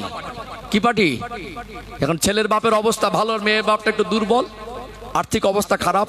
এখন জোর করে চাপিয়ে দিয়েছে, ভাই আমার লোকজন, ছেলের বন্ধু বান্ধব বেশি, 50 জন নিতে হবে।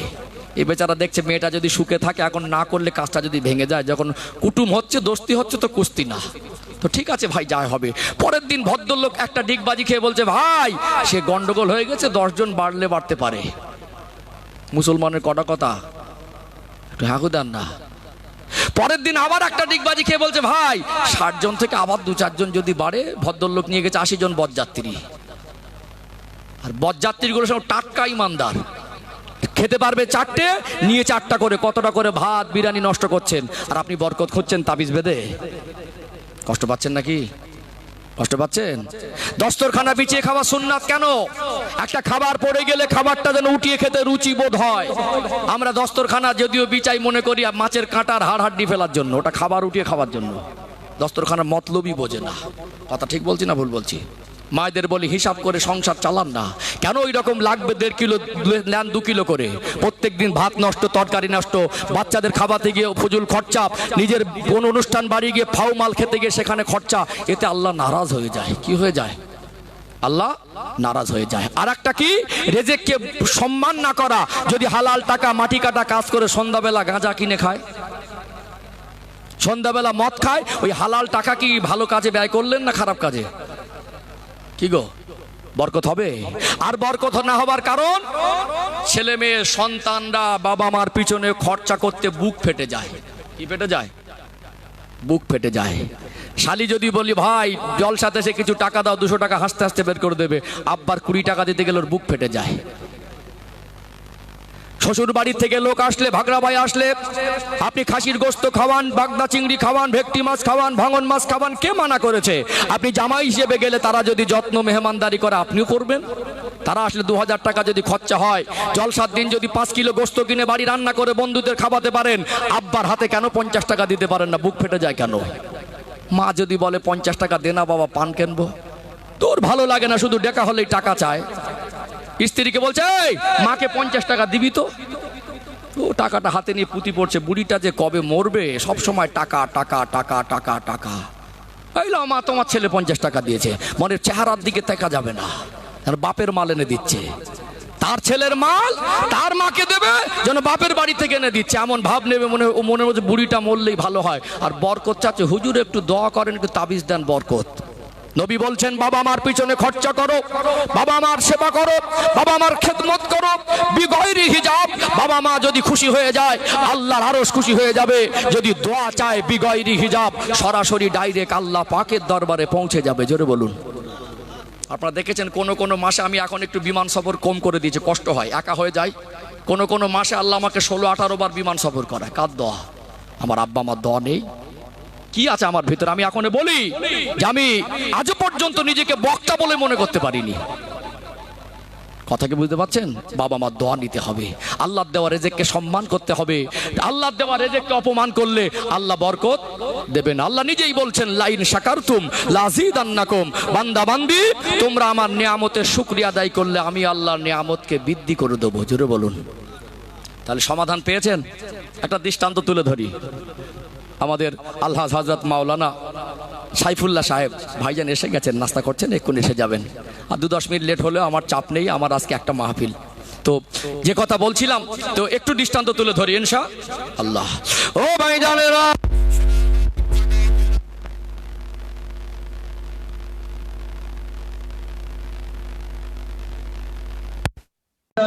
প্রত্যেকটা হাসরবাসীকে 5টা প্রশ্নের উত্তর না দেওয়া পর্যন্ত আল্লাহর দরবার থেকে কদম তুলতে পারবে না।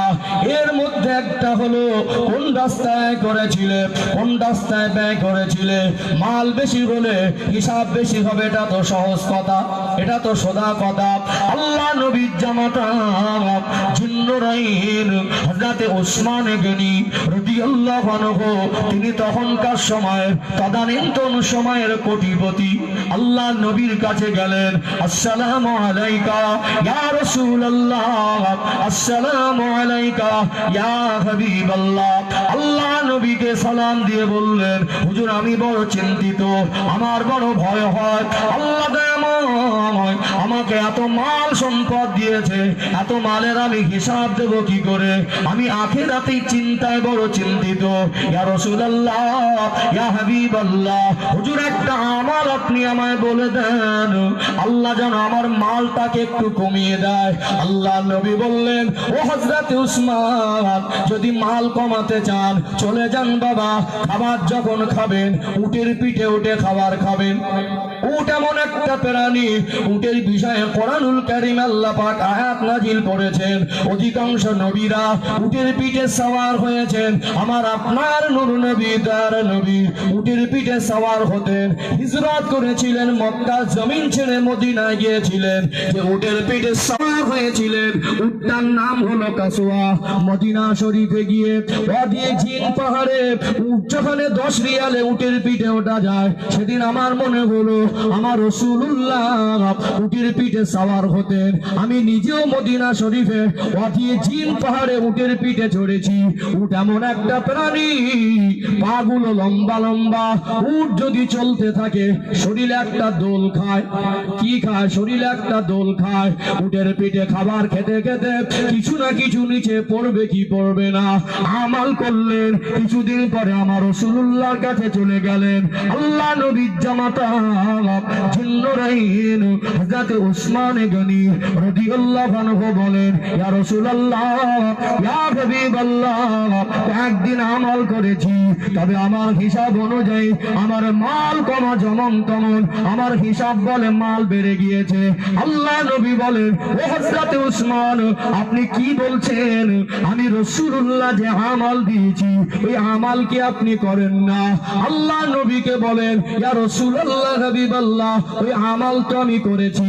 আল্লাহ নবী জিজ্ঞাসা করেন, ও হযরত উসমান, উটের পিঠে যখন খাবার খান, খাবার খেতে খেতে কি নিচে পড়ে না? হ্যাঁ ইয়া রাসূলুল্লাহ, খাবার নিচে পড়ে। আপনি কি করেন? আল্লাহ নবীর জামাতা তদানীন্তন সময়ের কোটিপতি, আজও তার সম্পদ শেষ হয়নি। সৌদি আরবের সরকারি তথ্য অনুযায়ী আজও তার নামে সম্পদ আছে, ইসলামের খাদে ব্যবহার হয়। উসমান রাদিয়াল্লাহু আনহু আল্লাহ নবীকে বললেন, হুজুর, যখন আমাকে খাবার খেতে খেতে খাবারটা নিচে পড়ে যায়, আমি বড় লজ্জিত হয়ে যাই। আল্লাহ দেওয়া রিজিককে কি করে অসম্মান করি? উটের পিঠ থেকে নেমে খাবারটাকে উঠিয়ে পরিষ্কার করে ওটাকে আগে খেয়ে নে। আল্লাহ নবী মুস্কে হেসে বলেন, ও হযরত উসমান, ও হযরত উসমান, আপনি আল্লাহ দেওয়া রিজিককে এত বেশি সম্মান করেছেন। আমার আল্লাহ দয়াময় খুশি হয়ে আপনার জন্য বরকতের দরওয়াজাকে যতটা খুলে দিয়েছিলেন তার থেকে আরো বেশি উন্মুক্ত করে দিয়েছে। জোরে বলেন না সুবহানাল্লাহ। সম্মান করা লাগে না? খাবার নষ্ট করলে বরকত হবে? বাপ মার পিছনে খরচা করলে বুক ফাটলে বরকত হবে? আপনি গরিব তো কি হয়েছে, বাপ মা বোঝে। সামনে যান, একটু ভালোবাসা দেন। আব্বা আপনি অসুস্থ, আমার কষ্ট হয়, একটু পাশে বসে 10 মিনিট কথা বলা যায় না? মাকে একটু সান্ত্বনা দেওয়া যায় না? মা, আমার মনটা চায় আল্লাহ যদি আরো বেশি দিত, একটু বেশি খরচা করতাম, আমি পেরে উঠি না। এইটুকু আপনি নিয়ে আমার জন্য দোয়া করেন, আমি যেন বেশি বেশি খেদমত করতে পারি। ছেলে আর মার একটা মন খুলে কথা হয় না? একটু হাবু দেন না, আর চোখে দেখে চলে যায়, হাসি মুখটাও দেয় না। আব্বা ওই বার্ধক্য জীবনে পৌঁছে আছে, পাশে বসে দুটো মিষ্টি সুরে কথা বলে না। দোয়া এমনি পাবেন নাকি? কি গো, দোয়া এমনি পাবেন? আব্বার পাশে বসেন, সান্ত্বনা দেন, একটু খেদমত করেন, কিঞ্চিত খরচা করেন, আল্লাহ বরকতের দরজা খুলে দেবে ইনশাআল্লাহ। আল্লাহ দেওয়া রিজিককে সম্মান করেন, আল্লাহ বরকতের দরজা খুলে দেবে ইনশাআল্লাহ। বলুন, অভাবী জীবনে আর কোনো প্রশ্ন আছে? যথেষ্ট উত্তর দিয়েছি। এবারে যারা ধনী সম্পদশালী তাদের সম্পর্কে 2-4টে কথা বলি, যেহেতু আমার আলোচনাটা ছিল সম্পদ নিয়ে, সংসার আর সম্পদ। ও ভাইজানেরা, সোনার মানিক যুবকেরা, আব্বারা মায়েরা, অর্থ সম্পদেরও দরকার আছে।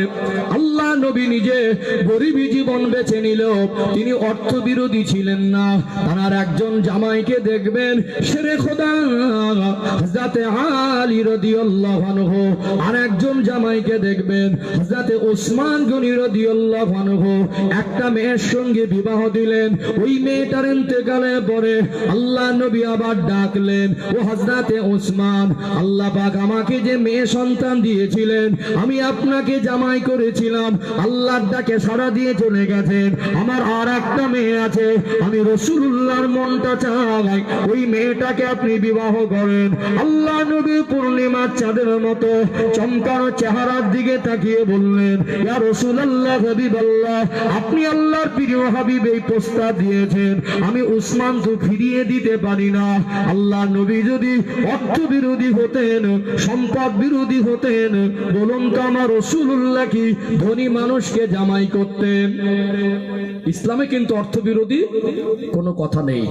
অর্থ সম্পদেরও দরকার আছে, অর্থ সম্পদেরও। আপনাদের গ্রামে মসজিদ আছে না নেই? আছে না? মসজিদ করতে গিয়ে পয়সা খরচা হয়নি? গ্রামে 5 জন গরিব মানুষ 20,000 30,000 করে এক একজনের ঋণ আছে। তাদের গিয়ে যদি বলি ভাই গ্রামে মসজিদ হবে 50,000 দিতে হবে, দিতে পারবে? গ্রামে যদি দুজন চাকরিজীবী থাকে, একজন ধনী থাকে, একজন মন্ত্রী থাকে, একজন ব্যবসায়ী থাকে, একজন অনেক সম্পদের মালিক থাকে, তাকে গিয়ে বলা যাবে গ্রাম তো একেবারে সেই রকম অর্থশালী মানুষ খুব বেশি নেই, 2-4 জন আছেন, আপনি 1000 কোটি টাকা দেন মসজিদের কাজে লাগাবো, না করতে পারবে? হ্যাঁ দেন না, টাকা দরকার নেই। আপনার এই মাহফিলটা করলেন, বলুন এতে এই মাহফিলে খরচা আছে না নেই? খরচা আছে না? এমনি তো হয়নি, অনেকে দিয়েছেন কম বেশি। একজন মানুষ গরিব মানুষ থাকে, যদি বলি ভাই 10,000 টাকা দিতে হবে, দেবে কোথা থেকে? যারা আছে সে চাইলে হাসি মুখে 2-5,000 দেবে, দেবে কি দেবে না? গ্রামে একটা মানুষ এরকমও থাকে, বিবাহ বন্ধন আবদ্ধ হলেন, আল্লাহ একটা মেয়ে সন্তান দিলেন, স্বামী মারা গেল, ওই বাচ্চাটার দিকে তাকিয়ে মাটা সারা জীবন কাটালো। গরিব মানুষ, স্বামী হারা, কষ্ট করে মেয়েটাকে লালন পালন করে বিয়ে দিলেন, জামাইটা গরিব মানুষ, আর বার্ধক্য জীবন, ওই মাটা অসুস্থ হয়ে আছে, ছেলে নেই, নাতিপোতা নেই, জামাই গরিব মানুষ, চিকিৎসা করার মতো তারও সামর্থ্য নেই। আচ্ছা বলুন, গ্রামে 4 জন গরিব মানুষ, ওরা কি ওই মাটার চিকিৎসার পয়সা দিতে পারবে? নিজের চিকিৎসা করার পয়সা পায় না। গ্রামে যদি 4 জন ধনী থাকে, ওদের জাকাতের টাকা চিকিৎসা হবে কি হবে না? গ্রামে একটা এতিম বাচ্চা থাকে, ওই এতিম বাচ্চার লেখাপড়ার খরচ, বিবাহের খরচ, আল্লাহ যদি চায় তো 4টে 5টা 7টা ধনী মানুষ, চাকরিজীবী, অর্থশালী, সম্পদশালী, ব্যবসায়ী, ধনী, তারা যদি থাকে, তাদের জাকাতের টাকায় গ্রামের মানুষের এতিম অসহায় অনাথগুলো মানুষ হবে। মসজিদের প্রয়োজন হলে তাদের দান বেশি হবে, দিনের জন্য প্রয়োজন হলে তারা দানের হাত বাড়াবে, তাহলে আমাদের ইসলামেরও উপকার হবে। এই জন্য কারোর যদি মাল সম্পদ হয়, হিংসা করা যাবে না। আল্লাহ আরো দিক, আপনিও চেষ্টা করেন। কিছু মানুষ আছে দেখবেন আমাদের ভিতরে, কারোর যদি হয় তাকে নিচে নামানোর চেষ্টা করে। আবার একজন মানুষ মনে করে গ্রামের মধ্যে আমি ধনী, আর যেন কেউ মাথা চাড়া না দেয়, একটু যদি কেউ সম্মান হয়, একটু পয়সা হয়, তাকে আবার শত্রুতা করে, তার পিছনে আবার চেপে ধরার চেষ্টা করে। আছে না নেই? উপর থেকে চাপ আর নিচের থেকে টান। আল্লাহ নবী বললেন আল মুসলিম আখুল মুসলিম, একজন মুসলমান আর একজন মুসলমানের ভাই। নবী বললেন তোমরা কেমন ভাই ভাই? আল্লাহ নবী বললেন একজন আরেকজনের জন্য আয়না স্বরূপ। জোরে বলুন সুবহানাল্লাহ। আল্লাহ নবীর কথা কত দামি দেখেছেন, কি স্বরূপ বললেন? আয়না। মোবাইলের সফটওয়্যার না, আপনার ছবিতে আপনি হাসবেন, মোবাইলের ভিতরে ছবি উঠবে, দেখা যাচ্ছে আপনি কাঁদছেন, হয় না? একটু হ্যাঁ দেন না। সাপটারে আপনার ছবিকে তুলে দিয়েও কাঁদানো যাচ্ছে, হাসানো যাচ্ছে, যাচ্ছে না? আয়নার সামনে গিয়ে দাঁড়িয়ে পরিবর্তন করা যাবে? আয়নার সামনে দাঁড়িয়ে পরিবর্তন করা যাবে? আল্লাহ নবী মুসলমানের সম্পর্ককে সোনা হীরা দিয়ে তুলনা করে বললেন তোমরা মুসলমান ভাই ভাই। কি বললেন? মুসলমান ভাই ভাই। কেমন ভাই ভাই? একজন আর একজনের জন্য আয়না স্বরূপ। একজন মুসলমান যদি কানতে কানতে আয়নার সামনে গিয়ে দাঁড়ায়, নিজের কান্না আর আয়নার ভিতরে যে ছবি দেখা যায়, ওই দুটো কান্নার ভিতরে পার্থক্য করা যায় না। মুসলমান যদি আয়নার সামনে দাঁড়িয়ে হাসে, নিজের হাসি আর আয়নার ছবির মধ্যে হাসি যেটা দেখা যায়, ওই ছবিকে সামনে রেখে পার্থক্য করা যায় না। নবী আমার উম্মতের মাঝে, মুসলমানদের মাঝে এই সম্পর্ক বুঝিয়ে গেলেন। মুসলমান যদি বিপদে পড়ে, মুসলমান যদি মুসিবতে পড়ে, মুসলমান যদি অসুস্থ হয়ে চিকিৎসার পয়সা না পায়, মুসলমান যদি অভাবে পড়ে বিপদে মুসিবতে থাকে, একজন ধনী মানুষ যার অর্থ সম্পদ আল্লাহ দিয়েছেন, ওই অসহায় মানুষের পাশে দাঁড়াবে, একজনের হাসিতে হাসবে, একজনের ব্যথায় ব্যতীত হবে। এটাই হলো একজন মুসলমান। আর একজন